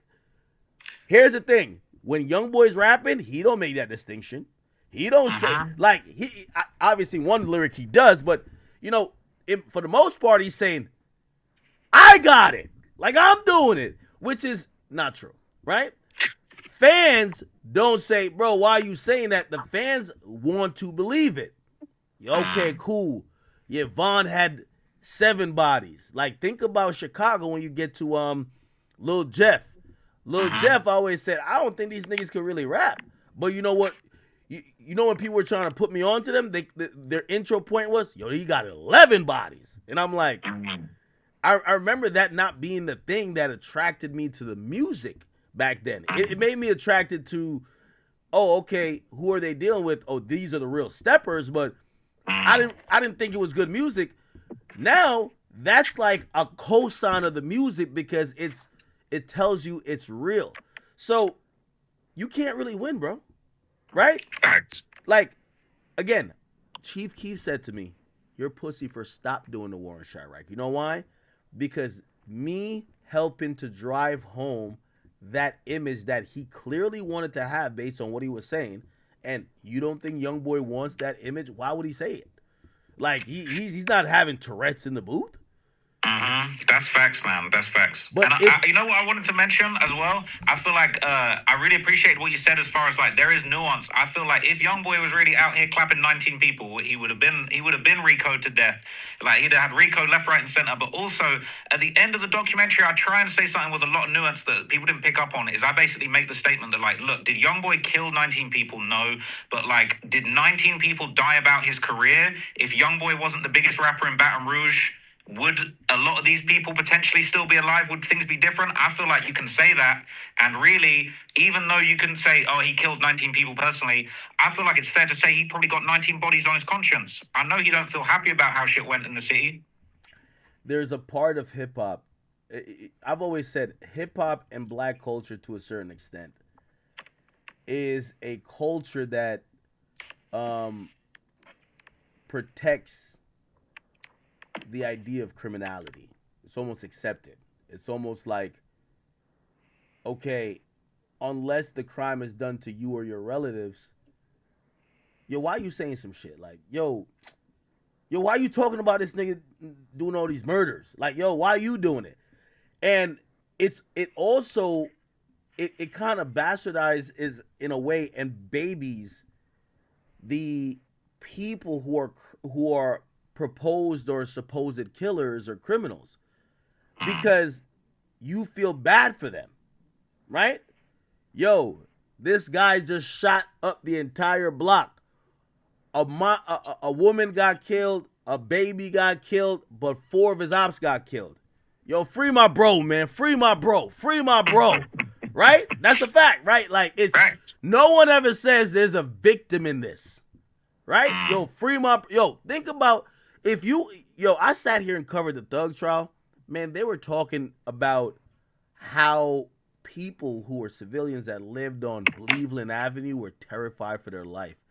They would talk about people who got hit with stray bullets based on some of the gang violence. Nobody ever said, yo, that's crazy, man. These niggas out of control, man. We got to get these niggas. You know what they said? Man, free my bro, man. Free King Spider, man. Free King Spider. Because in black culture and hip-hop culture, The victims, unless you know them, they're faceless and nobody gives a fuck. And that's the thing that I always realize. That's why when it comes to blame, the blame doesn't go to that person. There's always excuses, right? Like I'm listening to the Joe Budden podcast. These are grown men now. These are guys in their 40s and 50s. You know what they're saying? Man, but why you got to keep bringing that type of stuff up? And it's like, wait, hold on. So none of y'all see a problem with the actual people? Like, not one time did I hear one of them say, wow, these 19 people that may have died, even if it's, okay, maybe we could talk about should it be attributed to Youngboy, but these people we should care about their deaths. Nobody cares about them niggas, bro. They just care about, bro, you better not get that nigga locked up, bro. You the feds. Hey, you know why Joe talking like that though? You remember when that beef went down? Youngboy said he was about to smoke Joe Budden, so Joe Budden ain't trying to be number 20. You remember that beef? You think so?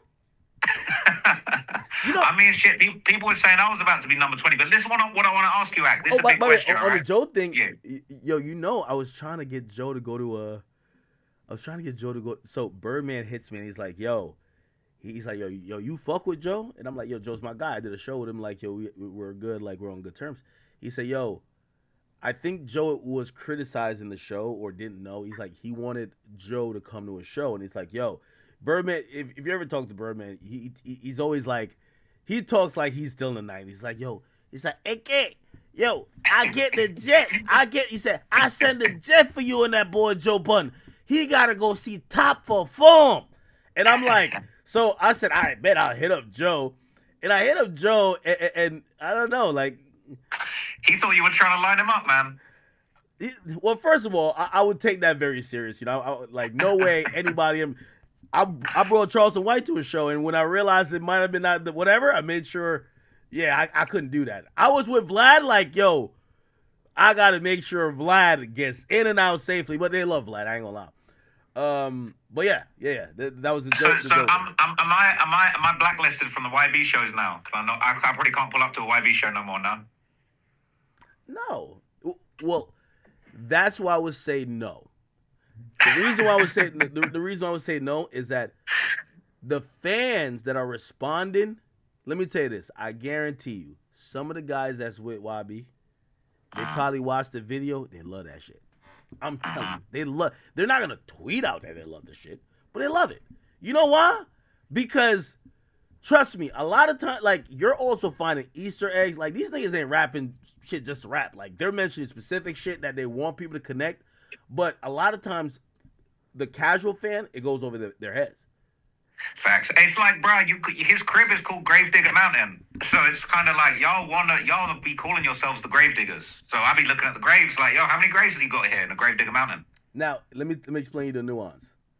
I guarantee a bunch of them fuck with it, but let one of them get locked up for anything that's mentioned in it, you're the cops. That's right. But let me ask you this. This is a big question I got to ask you. If everybody's so mad at me putting bodies on Youngboy, why was they so mad when I said Central C ain't have no bodies? You damned if you do, damned if you don't. Man, you damned if can't win. If you say this guy don't have any bodies, yo, you're hating. It's crazy, but I can't win. But at the same time, I feel like, you know what it's like. You've been a controversial figure. You're somebody that I've always looked up to. So it's kind of like you gotta do your thing and stand on it. You know, you was pioneering with the war in Chirac, and that basically unlocked a lot of doors for you to do your journalism and be the biggest voice out here. So you know, I know you got thick skin, and it's part of the game. What you're doing is, it's a. And by the way, I've been watching you move. You're sitting and you're standing you're sitting in a hot seat, because I'll put it like this. There's times to do real, first of all, the real journalists these days are us. Like, shout out to that little pussy from Rolling Stones who got fired. Kick rocks, nigga. He was doing a GoFundMe now? Yeah. He was doing a GoFundMe, you know what I mean? Kick rocks, pussy. You feel me? I didn't know you could do GoFundMes for losing your job. I thought that was just for like if someone dies or if you sick. But nah, get out of here, man. Like, I think he's just a hater. But yo, here's the reality of it. we're the real journalists, if you ask me, because let me tell you this. Most people create articles and write these little things and they go with the crowd. For you to actually, like when I was doing either the Warren Chirac or sometimes, like, and that's what I'm saying, you're in the hot seat, because I remember where 1090 Jake was. And I don't know how his demeanor is towards it. You're doing content right when people have mixed opinions. If everybody's just liking it, trust me, you're not being a disruptor. You're not, and again, you don't have to do the content necessarily that you're doing, but the path of least resistance is not talking shit or not offending the most popular rappers and their fan bases. You get what I'm saying? And when I was in that role, I had to say things about these guys based on what I was coming up with and seeing that they weren't fond about. Yo, hey, listen, this guy's accused of killing this guy. I know he's locked in with Dirk and him, but he's a piece of shit. That wasn't popular. Saying that, people don't like killers until it's their killer, right? I used to say, Rondo number 9, we need to get this nigga off the streets. I used to say, that's a fact. Oh, this guy's posing with a rocket launcher. He's accusing of killing a cab driver. Keep in mind, so Dirk knew, he had to know that while I liked his music, when I was talking about one of his closest friends, I wasn't advocating for his release. I said, we're safer with him being locked up. It was the reality of it. And that's when you're doing the best type of journalism, as long as it's coming from an honest, not biased place, because most of the people who are personalities and quote-unquote journalists in this game, all they're doing is they're just jacking off the most popular dick to get some bread. That's what I know what you're saying. I know what you're saying. Or they're pandering to the biggest audiences just to get some, acceptance. When you could say some shit and you're like, when you about to hit upload and you'll be like, yo, people ain't gonna like this one. You're doing your job. And I'm telling you, only a few YouTubers do it. I think with 1090 Jake, had a right, his heart was in the right place when he was doing, like, trying to expose whatever. He was like one of the first guys doing that. But I think over time, he realized, like, yo, this shit is too much headache. And it is too much headache. Yeah, everybody I know in this space that is in this little space that we be doing with the gangster content, everybody says this shit a headache. This shit, it comes with so many problems. It's almost like every time I be getting backlash like this, I'm like, okay, I've got motion right now, but also like this is stress. I got to move different. No, niggas hate you. Niggas hate you. Hey, by the way, what have you said about my man 21 Savage, man? Man, is he mad? I can't disclose that information, but I didn't like how he was dealing with Gunner on that phone call with Doug, talking about, oh, we can clean up his face with the snitching. I thought you was big anti-snitches and rats. You stood on your principles, but then you on the phone with Young Thug talking about, hey, for money, if we extort part of his career and we get better splits from him, why don't you just clean up his snitching allegation? I thought that was a bad look. You must have said some more shit. I mean, there was some more shit. There was some shit I did recently he probably didn't like. Yeah, no. But then he on a song. Right, there's a song where 21 is on a song with Lil Baby, talking about I'll line your mans up and shake your hand. And then people were saying on the internet, other people were saying that 21's crew had something to do with Baby's mans that passed away. Okay, I think maybe that's a thing. I don't know. I'm hearing from numerous people I can't go to Atlanta. They said Atlanta was too much. Yeah, I'm gonna get you on with Savage one day. Yeah, but like this, I would walk you in. I don't know. It might be too. I would walk you in Savage's booth. I think we'd probably have yo, get out the booth. I ain't making it out of that booth. I don't know. Yeah, but again, here's the thing too. And this is like the thin line, right? The thin line is, for example, all right, and I don't want to talk too much about the Savage stuff or whatever, but like, all right, the Savage Baby, whatever stuff,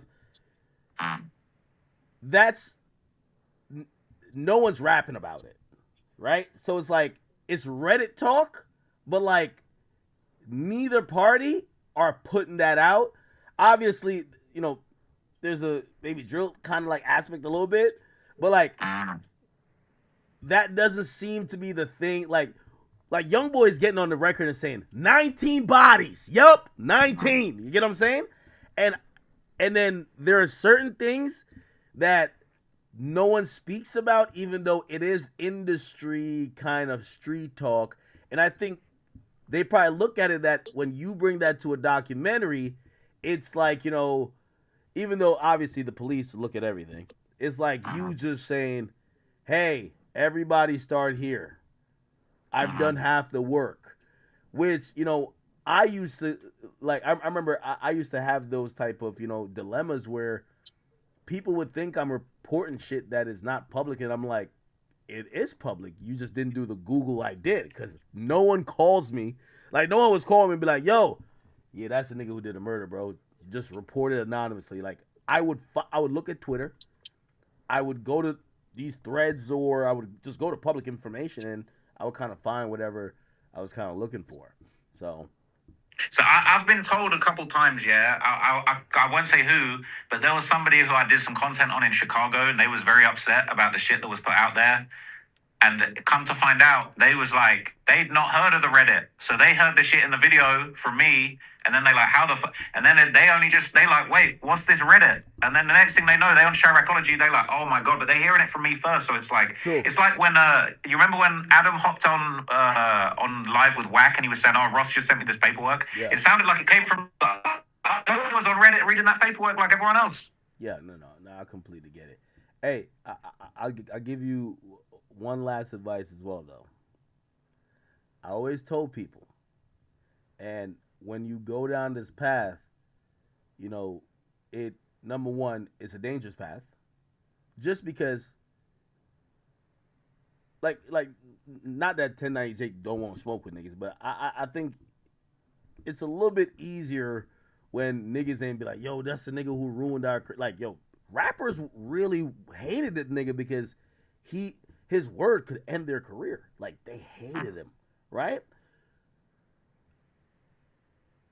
I guess I say that to say, I know I'm controversial, and I always tell everybody around me that with that are highs and lows. I remember talking to Van Lathan, and I told him how I roll around, and he was like, damn, is that, like, are you happy that you roll around like that? And I said, listen, just like a rapper who got 50 niggas that trying to kill him, he rolling around in bulletproof vehicles. Yeah. I didn't make all this damn money not to be able to hire security. So I'll tell you the same thing. Hey, just don't go out like Taxstone. You get what I'm saying? Like, hey, I got in Mano's feelings. I don't know what Mano might want to do. The next time Mano see me, he gonna see me with 6 bodyguards. You feel me? He gonna he gonna have to run up on a wall. And actually, because we're in New York City, 4 bodyguards and 2 off-duty cops. Trust me, them gangster rappers, they tough for everybody else. I asked Shotty and them the first time they ran up on some off-duty cops. They didn't turn out too well. Yeah, no, I remember how that one went. That shit's crazy. Yeah, but hey, there's just 2 more things that I want to mention, man. You know what I'm saying? As far as, look, everybody just worships the demon rappers and the body catchers and all that stuff. I did think it was weird that when I said that Central C ain't never do nothing, everybody kind of was mad about that too. But the guy Digga D, Central C's biggest op, he out of jail now. He just dropped a new song called Nonchalant. He talking crazy in that one. I ain't gonna lie. So, you know, people need to tap in and find out what's really going. If they want to find out about all the bodies in the UK, the guy Digga D just dropped the song Nonchalant. That shit crazy. And I don't know if you heard about the new guy in Chicago, but there's a new guy in Chicago, a rapper. They're saying he got 12 hats and he's still out here rapping. I don't know if you heard of this guy called Kill Bill. Oh, really? Hey, chat, let me, or, you know, chat, but also, Trap, let me tell you this. Yo, we live in murderer culture. I actually don't believe most of these guys have all these bodies that's being, you know, claimed. But truth be told, that's the only way you break out. It's as important as the music. So here's the thing. So if Vaughn had 7, and I'm not gonna lie, This is why I know rappers are perceptive. Everyone's like, he's a serial killer for 7. So the next guy, he has 11. Now this guy, who I guarantee everybody's gonna go flock to, he has 12. You know the next guy gotta have 15, right? Well, Youngboy already beat everyone with a 19, right? And by the way, I think Youngboy is smart. That's why he jumped. He's like, yo, fuck all this shit. I'm not gonna be one more than y'all. I got 19. You gotta go 20.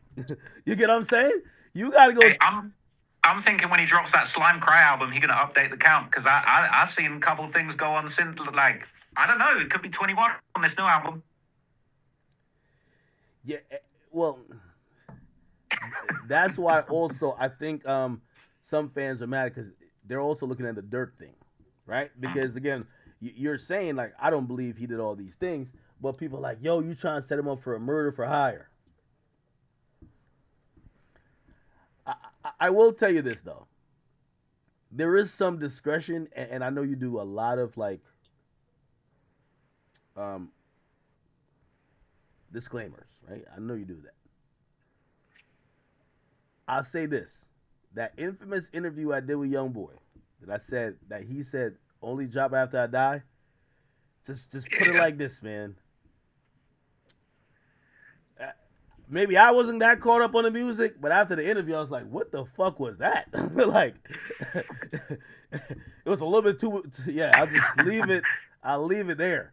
But hey, don't let me get my hands on that interview, man. Shit. Oh no. I ain't gonna get that. Keep that one in the vault, man. I ain't gonna be but yeah, no, yeah. So, how's the interview doing though, or how's the documentary doing? Yeah, it's been good. You know what's really crazy? It was the last video I did that was super viral was obviously the Ratlanta, just the full breakdown that I did on that. And I would say this is about neck and neck. Like this probably just passed Ratlanta in views. So this definitely something that a lot of people are interested in. I feel like this year I've touched on a lot of different topics and I tried to like really broaden my horizons. I've done a few stories this year that wasn't even hip hop, that maybe wasn't on everyone's radar, but like I feel like with this one, it's just like, look, the biggest rapper in the game right now is Youngboy, and bruh, he said he got 19 bodies. Like, there ain't no way I ain't gonna look into that. So, you know what I'm saying? And obviously, people are very interested in that. So, you know, I'm murder victims. Definitely getting a lot of more eyes on me than I've had in a minute for sure. Do you feel like, you know, and I think this is what some people are coming across with it. They feel like, you know, and it happened to me too, right? It's the same reason why they claim that in their minds, I only did the war in Chirac, then blew up to be me. They didn't realize I used to do weekly, multiple album reviews. I did cultural talks. I would do these think pieces, 30 minutes. Then I'll do news topics. And then when I started doing news topics on drill, they say, yo, bro, you got to report the other side. That's when I made the war in Chirac. They act like that's the only thing I did. What's gonna happen, it's already happening because I see people trying to criticize you thinking that, oh, he's only obsessed with murders of black men, right? Like there's no other content that you cover. Hey, you know what I want to say? For the record, I never get credit for this, okay? People always say, oh, you're obsessed with violence, you're obsessed with murders. My most viewed video of last year, my cat's jumping in the way. My most viewed video of last year was called the 50 Cent's 20-year plot to destroy Diddy. So last year, my most popular content was not about violence, was not about gangs. It was about Diddy and 50's feud, which right now is the most trending topic in the world. So I do have other things in my repertoire, and I have covered white people before. I've done 2.5-hour video about Eminem and his wife having a divorce. I've done, 3-hour video about Kim Kardashian and Kanye West having their beef. I've done video about Slim Jesus, the white drill demon from Chicago. I've done a video on Cameron Terrell, the rich white Crip from Malibu's Most Wanted. But I feel like people, they're gonna skip this. They want to skip this clip, man. Yeah, no, I mean, it's also interesting because rap fans have an insatiable appetite for that content. It's not like you're dropping this content like a lot of times and it's not getting engagement. People want that content. People are replicating. I watched a 3-hour video and it's like the many beefs of Youngboy. and I'm watching shit that I didn't even know, but like, you know, or like I forgot the timeline, and really, like, I'm gonna be honest with you, like, yo, hip hop content these days, most hip hop content is down. It's mostly the narrative stuff. That's why I think it was a great time for 50 to put out a documentary. It's the narrative documentary, like, really wrapping shit up stuff that is still, like, you know, really, you know, grabbing people because there's too much content every day. You know what I mean? Like, the reason why I stopped making, like, these news updates, there was a time I was fasting in the Breakfast Club, and then it became a time that just posting it to Instagram, it was quicker. Right? So I was like, all right, I'm going to save my conversation around the topic for later, but I could do it on a stream. So again, you know, things are changing, but I like where hip hop is at in terms of you know, this type of content. You know, I guess people just want to see like much more, and everyone has their lane. Like, I go to What's the Dirt for like music breakdown. I go to you for the gangster shit. You know what I mean? Like, I want to see the real back and not only back and forth, but sometimes these contextual shit that I miss a lot. Honestly, like, and I know these niggas. I literally miss. I'm like, oh shit, damn, that happened. Like, I ain't gonna lie to you, I was like not too long ago old when I was think I was watching your video and you were talking about one of YoungBoy's situations. Might have been an old video where he had a situation in the studio with the guy, and I was like, oh shit, I forgot that. But put it into context and seeing later shit, you know what I mean, the timeline match. So anyway, I mean, I'm not mad about it, man. But, you know, people also got to realize the fans want this type of shit, bro. No, that's facts, man. And at the end of the day, like, I would just keep it real. Like, I feel like anyone that even doesn't like what I do, you got to admit, I'm good at this. Like, as far as just doing my research and my digging, I'm not hiding it in the garbage outside YoungBoy's crib trying to snoop through his shit. Like, I'm on Reddit, I'm on Google.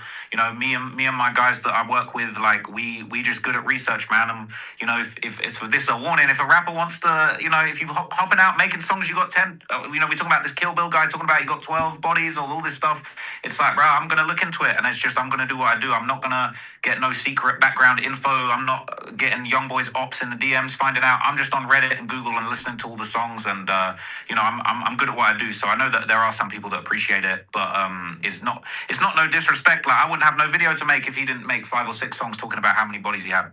Hey, to crystallize it, I'll kind of at least wrap up what I got to say with saying this.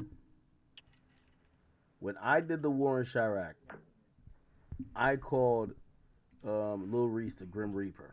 I made it seem like he was the biggest killer that ever existed on Earth. That he would type LOL and niggas is dead. And that image, that nickname, kind of had so many people. This is why when G Herbo criticized me, it wasn't the criticism that I really responded to. Is that these guys want to have it one way. Right?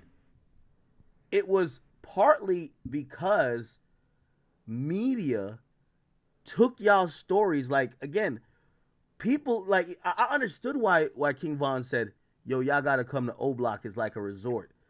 Because people who have never been there throughout the world, you're in Switzerland watching all these videos of people talking about it.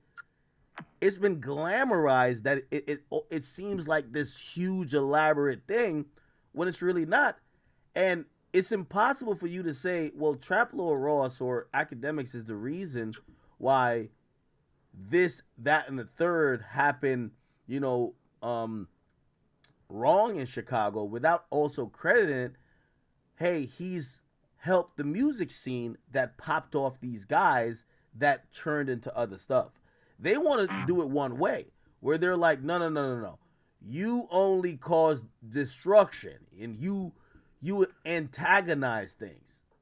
Well, what about the times that imagine if I did a war in Chirac and said, hey, by the way, Lil Reese ain't never killed nobody. He don't kill nobody. Matter of fact, niggas want to kill him.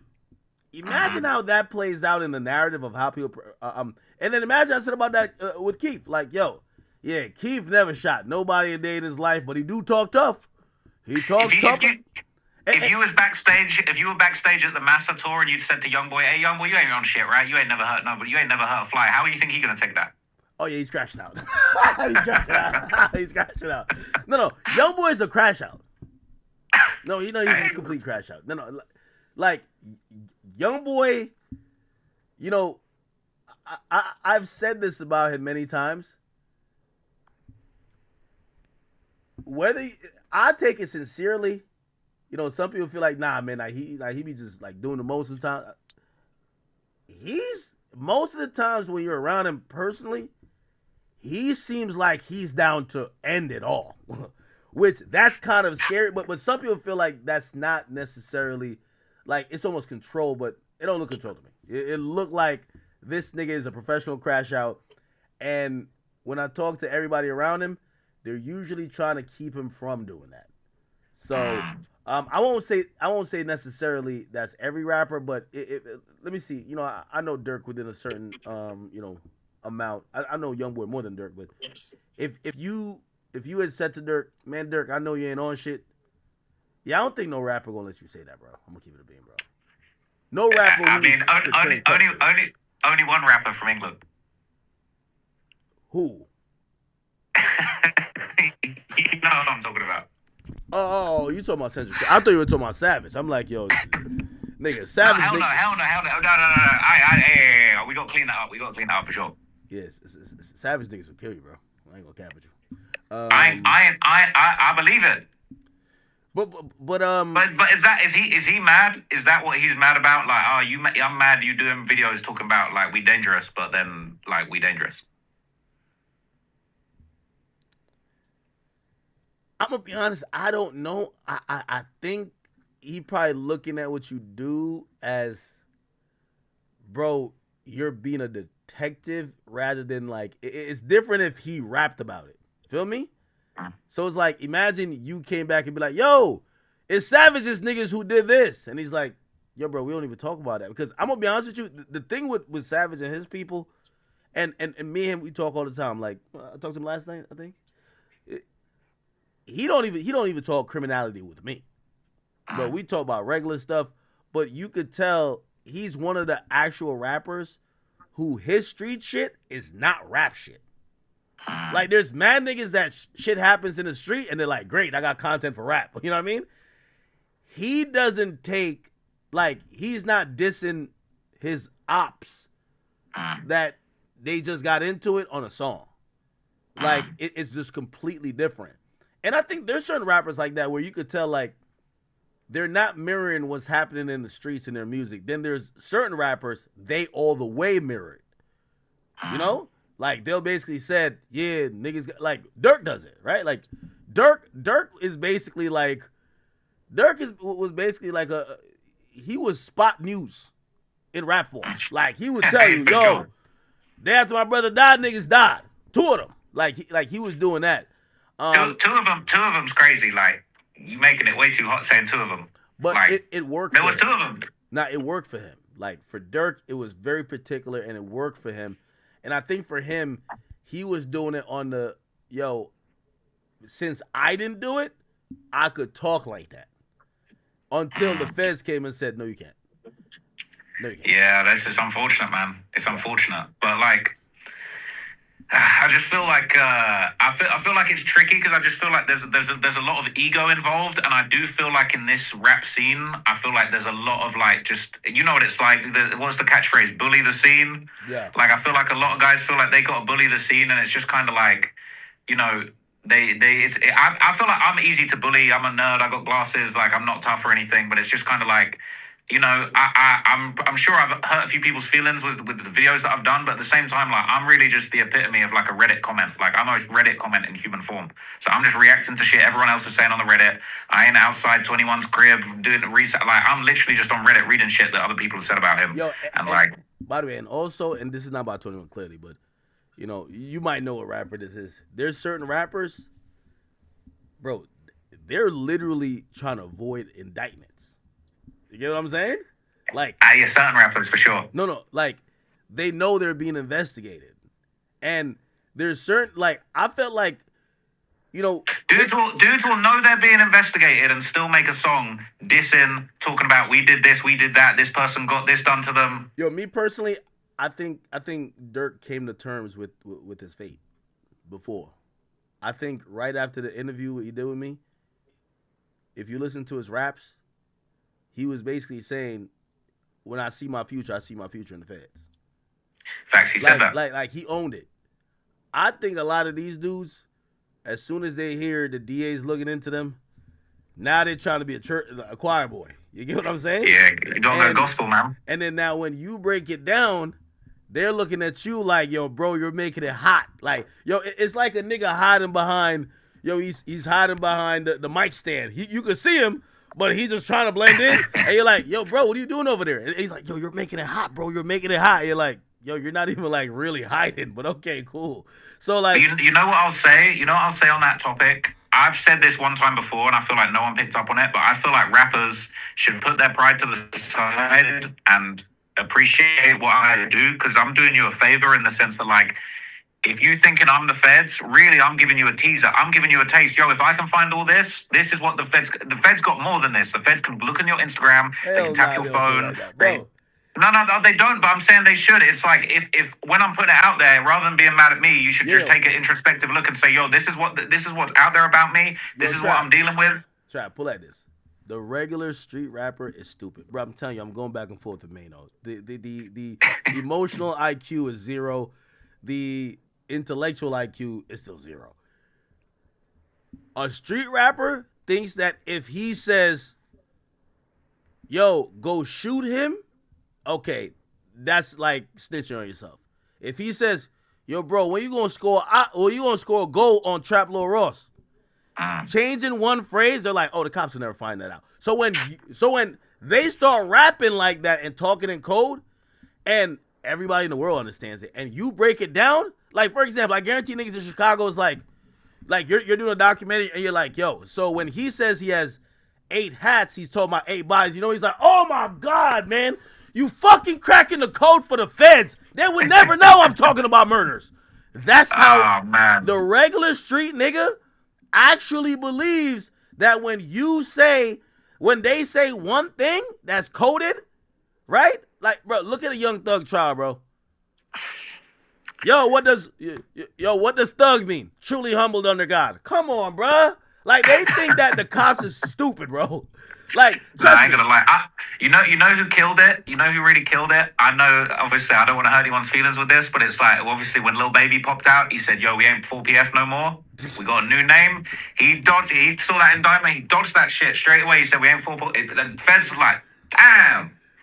Yo, gosh. Yeah. But here's the funny thing, and again, I'm not trying to wish nothing bad on nobody. The street rapper's thought process is, oh, I bet we dodged the indictment. No, you did not. Like, they don't care about they'll just indict both gangs. Like, it doesn't work. It's like after a while they were like, nah, YSL's a label, not a gang. Brother, you're still getting indicted.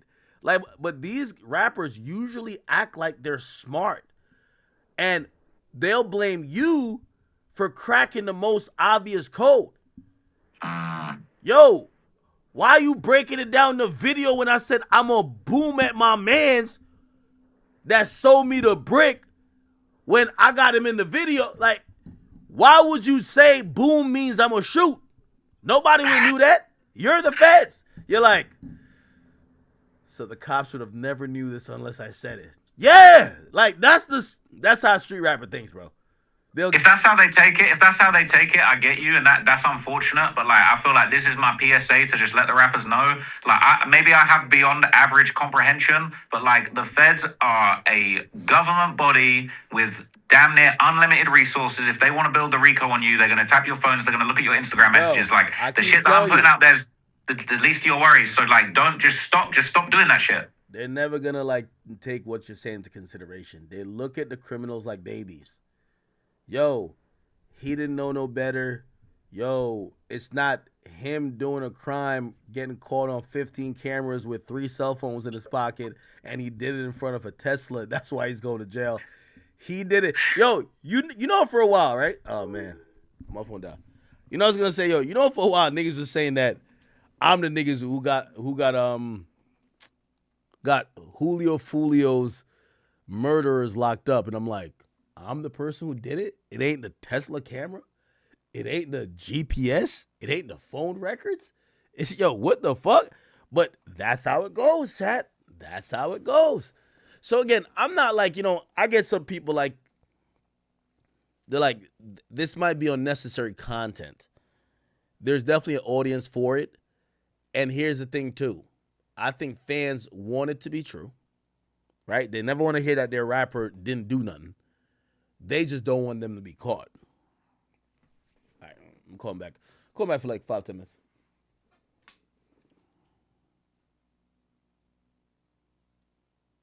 Hold on, my phone's turning back on. My bad, chat.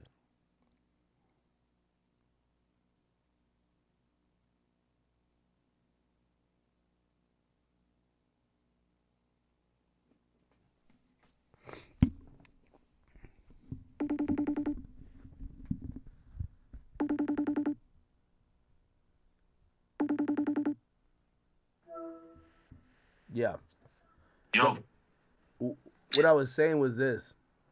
I said there was a time because when the Julio Fulio thing happened and before the people got arrested, I'm on live stream and I'm like, yo, let's like, I'm pulling up Google Maps. I'm tracking his path. I'm looking at stuff. I'm looking at like women's story. You know what everybody said? Yo, Axe solved the crime.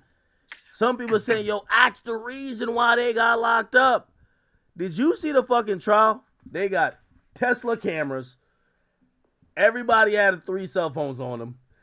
It was so much data and just proof that you get to realize that the reality is that people are stupid, right? So they're acting like you're assisting law enforcement when law enforcement really has so much more at their disposal and they're way more smart than any criminal.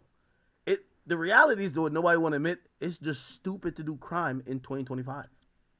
Facts, bro. You know what's funny? When I went to New York, I think this is when I linked up with you and me, Remo, and Adam came on the Academy. I would linked up with a guy in New York who was a mobster. He was like in the Bonanno crime family back in the day. They said he had 2 bodies. He ended up telling and getting out of his case. But he was like a famous mobster who'd be doing interviews. He'd be on Vlad. And he told me, he was like, the game's over with. Ring doorbell cameras killed the whole mob. Ain't no hits.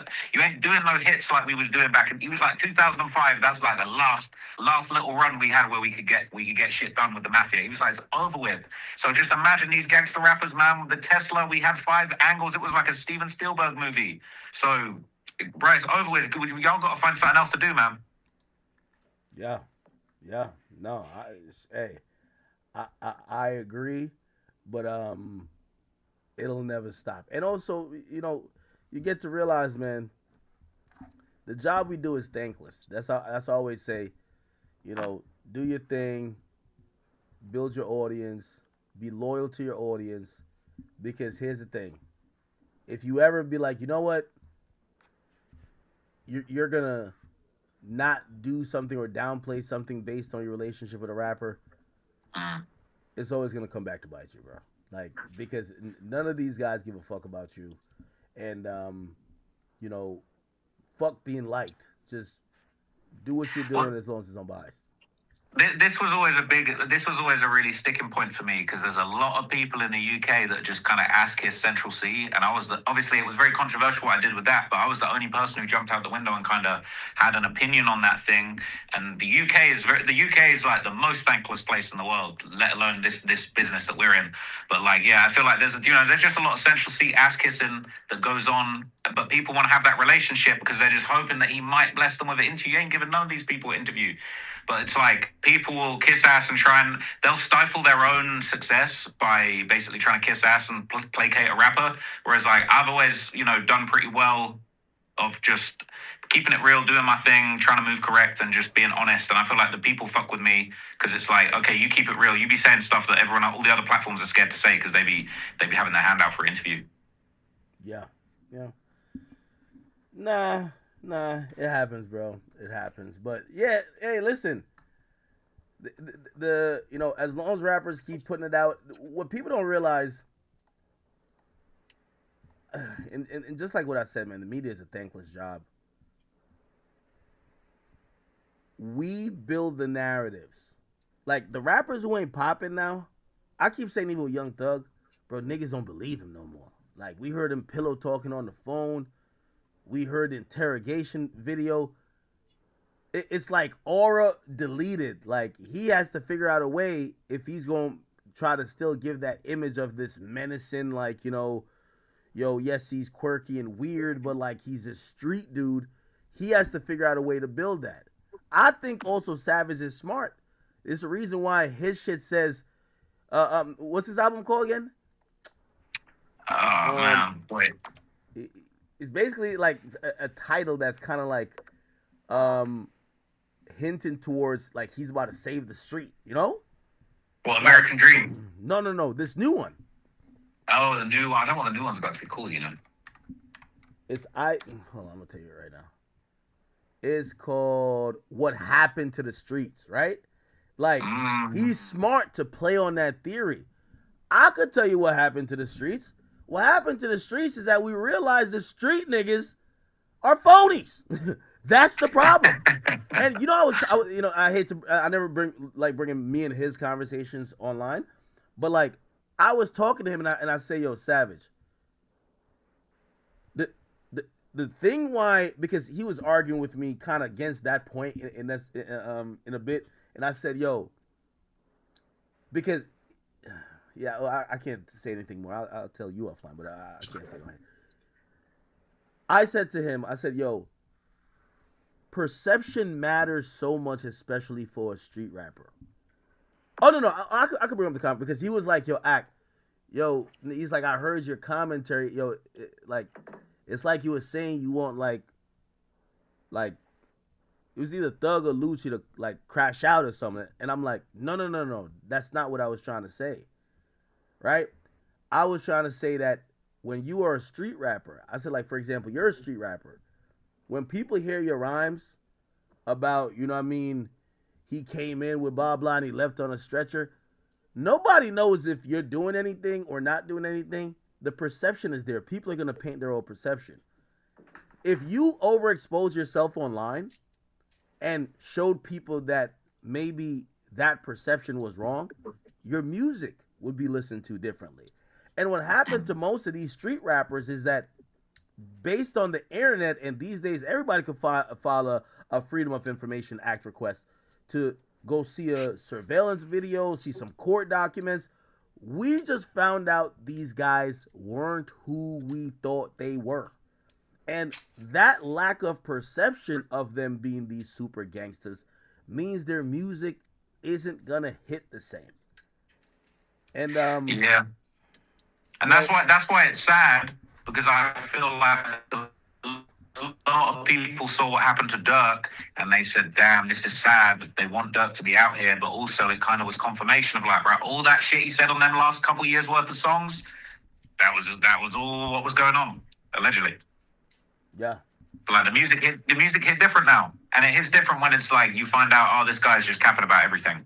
Or, when people it's a King Von lyric, but it's like when he says like I ain't trying to squash no beef. We into it till you die. It's like, I think Von would have been into it till he dies, but I don't know about certain other people. Yeah, I agree. And I'm not condoning that. I don't want guys to be into it until they die. I respect it. I feel like the Thug and Lucci thing, that was just very confusing because when you know the history, it's like, bruh, how is people's mums getting shot up? And that's in the courtroom. But then it's like, I accept and I would promote and celebrate that and say that was good for the city. We can't. You're just going to kill each other endlessly until we were all dead and broken in jail. Like you guys nearly went out sad like that. So you both got a second chance at life. The best thing to come out of that really is that they did squash it.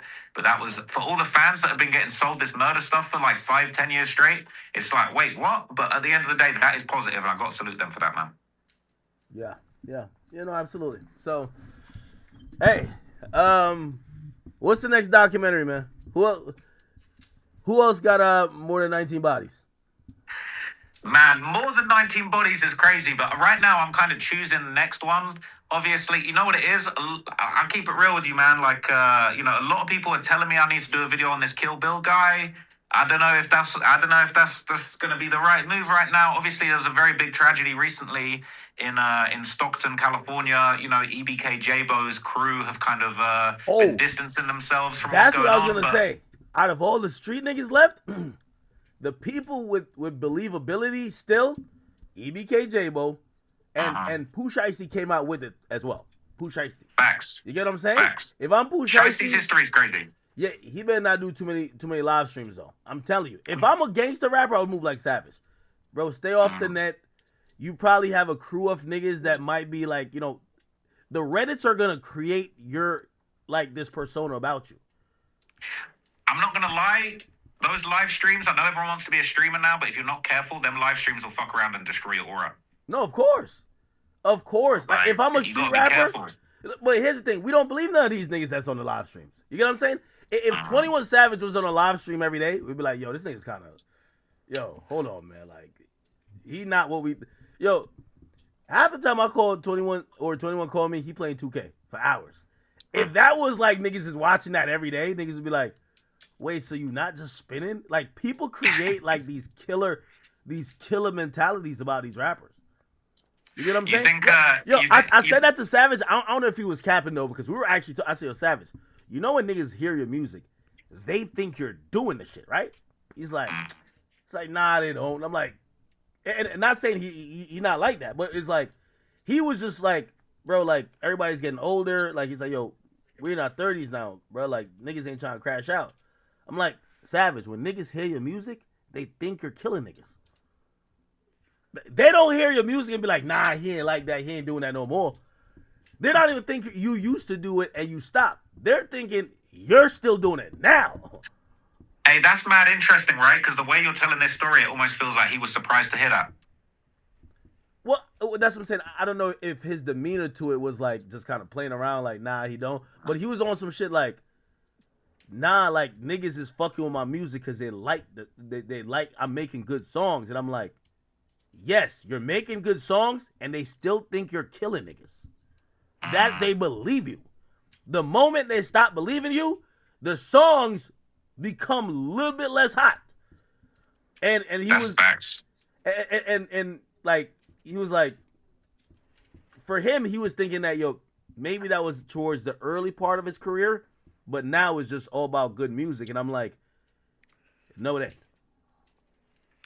Man, that's a good point, man. But listen, like, regardless of what's been said, man, 21 Savage, one of the best to ever do it out of Atlanta. So he's really on the Mount Rushmore over there, man. So I'm, you know what I'm saying? I got to try and squash it. I'm gonna have to say some positive shit about Savage. No. We gonna get it together, man. Just, I think with him, he purposely doesn't rap about any real shit going on. So it's one of those where, like, if you're in Atlanta, you probably heard stuff, but like the average fan, they just take it from the sincerity, like not only in his voice, but the fact that he has so much respect among everybody to be like, oh, okay, all right, if he says it, it's going down. I ain't gonna lie, bro. People been telling me for a minute, yo, we need the 2-3 hour 21 Savage Gang documentary. I've been kind of like, I don't know if it's that time. But what's your vote? What should I'll get off this call and I'll go start working on something. What would you say? Oh, no, don't do that. J-Bo? Don't do that. Don't do that. Yeah. I'm trying to get y'all cool. Don't do that. Hey, you got to go do some Warren Chirac homework on Kill Bill, man. He next up for sure. All right, let me Google this guy. You tell me this guy got 7 bodies, bro? So he's saying 12. Type in Reddit Kill Bill 12X. Bro, I need to see what comes up. Yo, you know what's so crazy? The motherfuckers that how do I find it? The people who believe that is like, yo, come on, yo, you really think a nigga has 12 bodies with Ring cameras and everything now? Like, I get it, like back in the day, like I kind of believe the King Von stuff. Like right now is like, dog. Now, Lil Jeff, I believe. I think they were just waiting. I think there were probably 5 grand juries out on him because there's a video of him actually running down trying to kill somebody. They wasn't believing Lil Jeff at the time though. When he was still alive and he got the type in Kill Bill 12X Chiracology. Oh, Kill Bill 12X. They're saying he got 12 hats in the collection, man.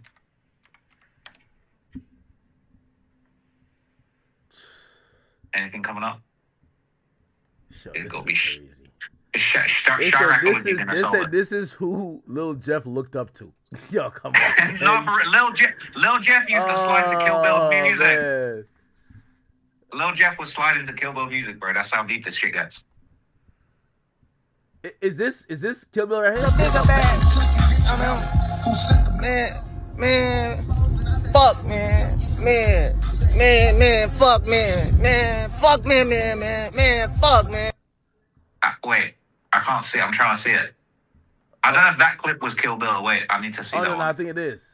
No, that was Kill Bill. Yeah, that's Kill Bill. Yeah. There's a lot of shit like that. Bro, he got a lot going on. Yo, you know why I couldn't do the Warren Chirac again? It's the killers that are the stars, and they make the worst music. You could tell. They spend all their time killing. Like, hey, can you play music on your stream, or is it not allowed? Because Kill Bill song Footprints, that shit go hard. It's actually a good song, or you could just connect. No, it's a good song. It's hard as hell. It's him and his man's Lil Deuce. Lil Deuce unfortunately passed away, but there's a picture of Kill Bill and Lil Deuce, and people say there's 20 hats in that one picture. Jesus. What about Q50? I mean, Q50 been trying to say he got 8 hats for a minute, but he's still out here. He been saying he got 8? He been saying he got 8 hats. He said he got 8 hats. Yo, this is crazy. He said it would have been 10, but 2 of them ain't check. Wait, 2 of them ain't what? What do you mean? Check, like check out. Like check out of the hotel. They're like, damn, 50, is you really up 8 hats? Man, I would have been up 10. 2 of them ass ain't check. He be saying this. Yo. He's talking about hats. He's talking about hats in his collection. He's just talking about hats. He would have been up. 2 of them didn't reach the checkout at the counter and lids. Yo, I ain't gonna lie to you. Yo, I got a homie. He only listens to like he loves this shit so much. He always brings it to my attention because he's like, yo, Ak used to do the war track, and I'm like, yo, dog, I do not give a fuck about these current niggas who's doing this shit.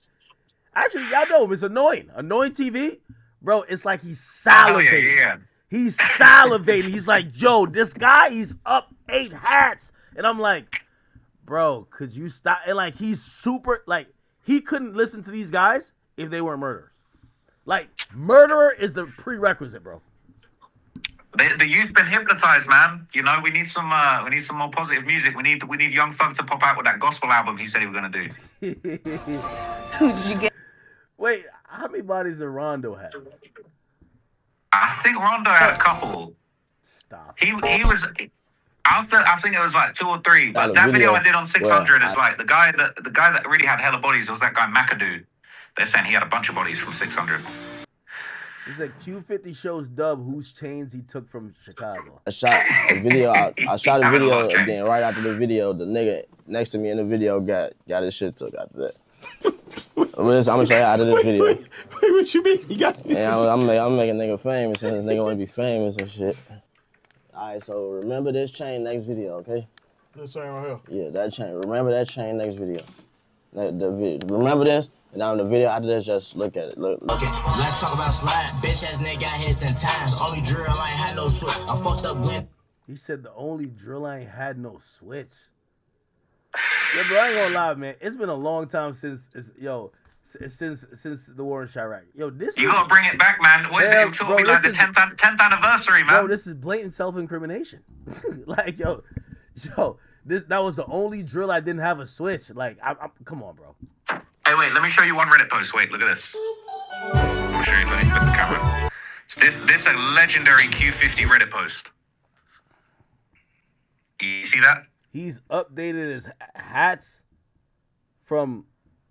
Hold on, let me Google this. This was 2 years ago.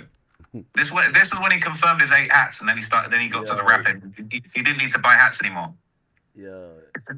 His head was warm enough. He ain't need no more hats after this one. This is kind of sick, bro. I ain't gonna lie to you, man. Maybe I'm just kind of growing out of it. Like, when I was covering Lil Pappy and them niggas, bro, like I used to be saying these niggas are savages, but nigga, we didn't have like a fucking kill counter for them. You know what's crazy? It's funny because there's like quite often I'll be doing videos and shit, and then it's like I'll come across something crazy, and it'll be like there's a few videos you might not have noticed, but it's like there's a few videos I'll do where it's like you've accidentally covered some crazy shit that's like someone's seventh hat, and it's like you covered it on War in Chirac, but you've not realized that it's like, you know what I'm saying? So I'll be like, an academic's even covered this at the time, and he said this, and then I'll be like, but that was like hat number 6, and then like they was loving this, so you know what I'm saying? Like, I don't know. There's definitely a few hats, but at the same time, I don't want people to think that like this is something to glorify or glamorize. If anything, it's like I'm actually in shock and like just complete loss of like how this is even real. It's fucked up. So I don't want people to think this is cool or to condone it. But at the same time, it's like if people are out here saying they got 8 hats, like we need to check and see what's going on with that. The OV, Lil Nooney and Jada seen on Twitch together. All right, man. That's enough killing for me for the day, bro. That's enough killing. Anyway, anything else going on in your world, bro? Man, to be honest, like really, I'm just kind of like cooling off after this young boy thing. You know, shout out to everybody that's been subscribing. I've been on my second channel, Trap More Ross. Like that's where you see the reaction. So really, I'm just content. I like that. Yeah, man, I'm just trying to get busy, man. Shout out to everybody else that be doing the daily uploads, because I used to upload like once a month, but like I'll be rocking in with the daily uploads, just having fun, reacting to all the news. So yeah, man, and you know, I just appreciate the call, man. Obviously, you're one of the greats, and you know, I was really grateful for popping it in the club with you in Vegas. That shit was lit. Like you know, you showed me a real good time, and a lot of the conversations we had in Vegas really inspired me to just get on my shit with my business and stuff. So yeah, man, always just grateful for what you got to say. Good, man. When you coming out here to the East Coast? Maybe in a couple months' time. I'm gonna hit you. Okay. All right, bro. Appreciate you, man. All right, peace. Take care. All right. All righty then.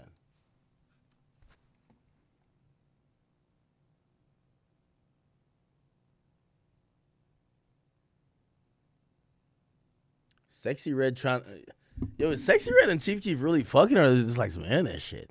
Chief Keef posts like him having a drink. She said, "Who you on a date with, bitch?" Your parents have given you some amazing. All right, man. Let me get out of this goddamn Reddit. These are the most streamed drill rappers of all time. Dirk got 30 billion. Polo G 21 billion. Chief Keef 11 billion. Damn. Wait, Dirk has 3 times the amount of streams as Chief Keef? And King Von is right there with Chief Keef? Wait, hold on. Let me go check.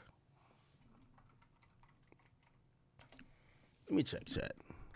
Artist. Okay, let me just look up Chief Keef. All right, this is only Spotify, but sorry. 6 billion on Spotify. How much King Von has? Oh wow, King Von is at 5.5 billion, so that's close. How much does Dirk have on Spotify? 14 billion. Ah, yes. Usually Spotify is about half. Wow. So Dirk really smokes everybody. How much does G Herbo have? He has 3.28 billion.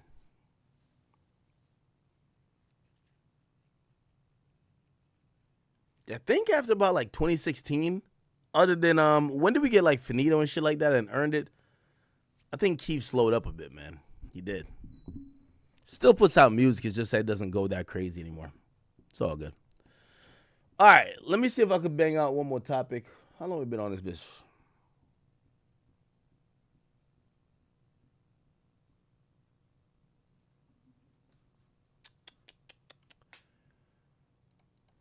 Any more topics? By the way, chat, I'll be streaming earlier tomorrow. Don't you worry. We got all into this shit. Oh. So, chat, some interesting shit is going down.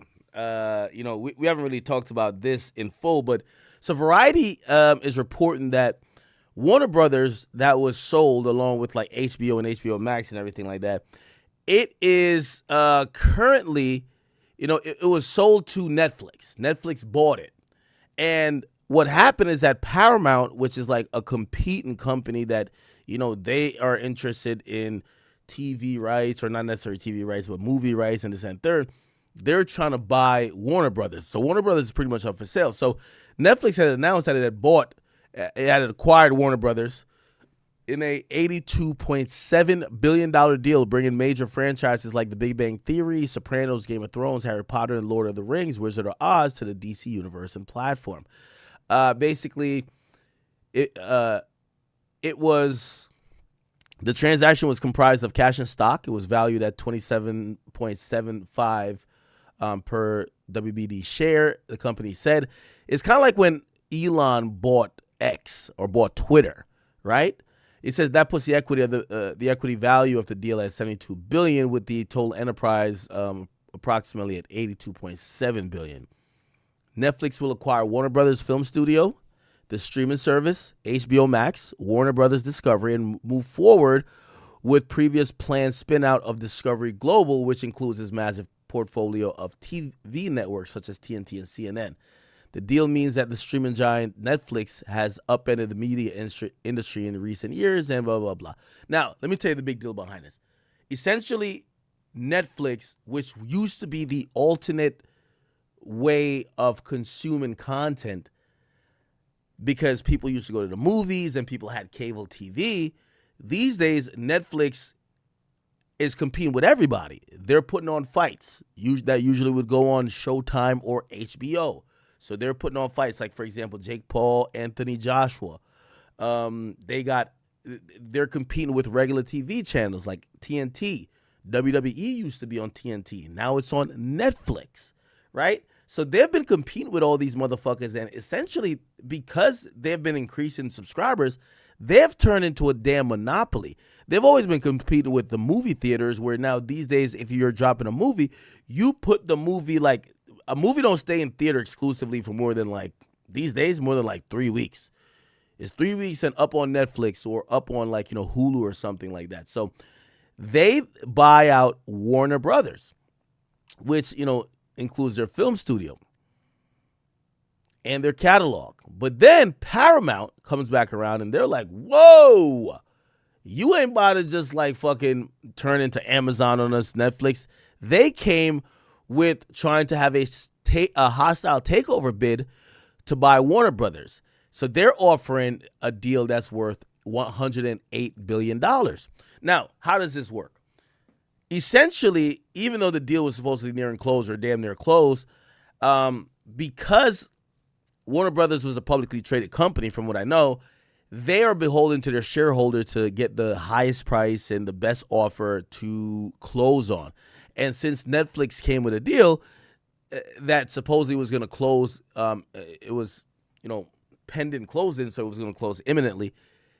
Paramount says, yo, we're going to give you more money, and it's on the CEOs and all the people who work for the company to actually consider the offer, because it would give more money to the shareholders. Paramount, Warner Brothers, let's see.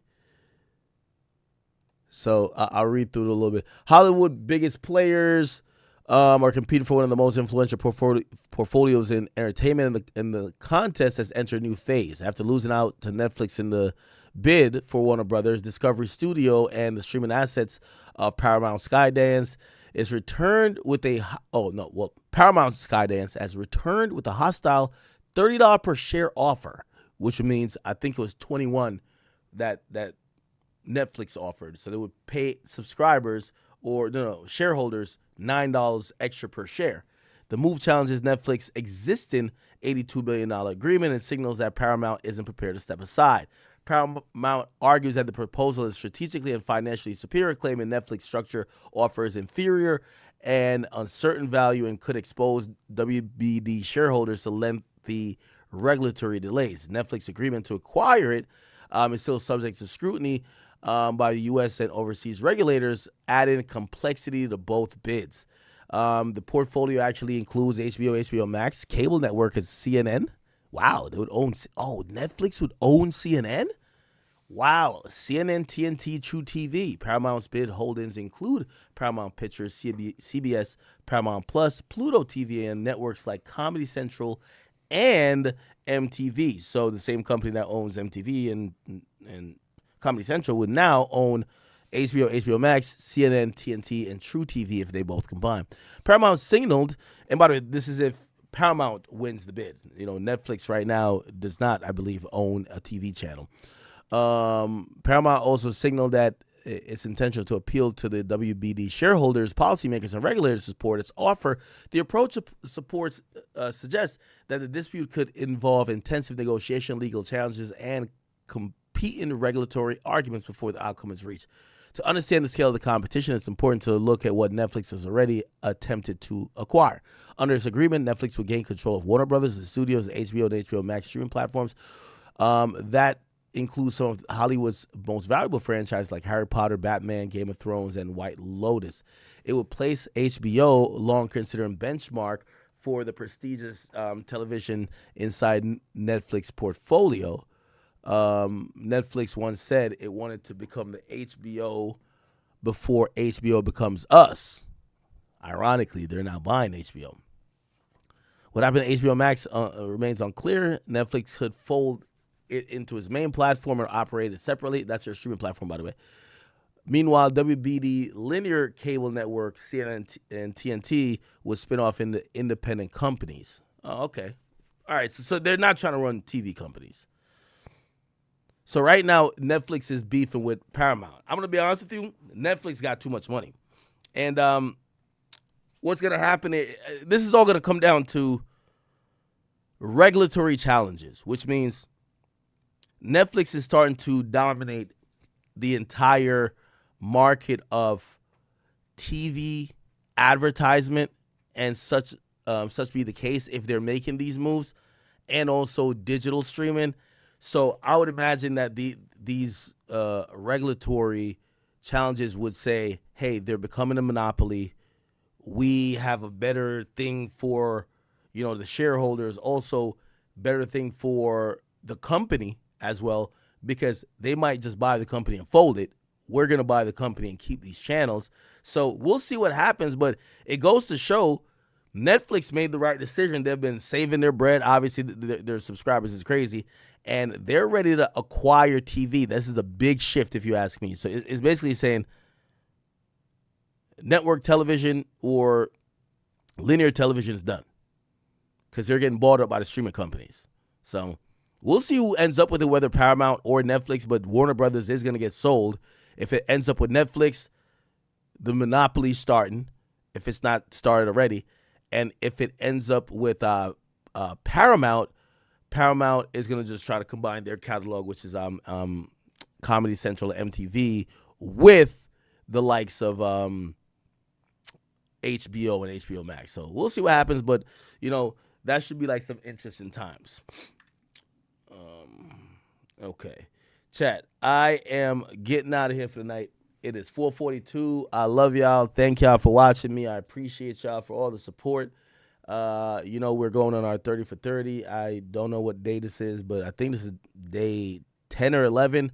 We're going to keep going on all the way until the end of the year, and I appreciate you guys. Thank you guys for all the support. I see you guys online, going at it with everybody. Again, we'll be fine. I love y'all, and everybody knows, man, ain't nothing bigger than the chat, man. Thank you guys for watching. I'll see you guys tomorrow. Yeah. Also, if I miss any topics, also hit me up on Instagram. You could just DM me or just send me an email if you want me to cover a topic that I didn't cover. All right. Chat.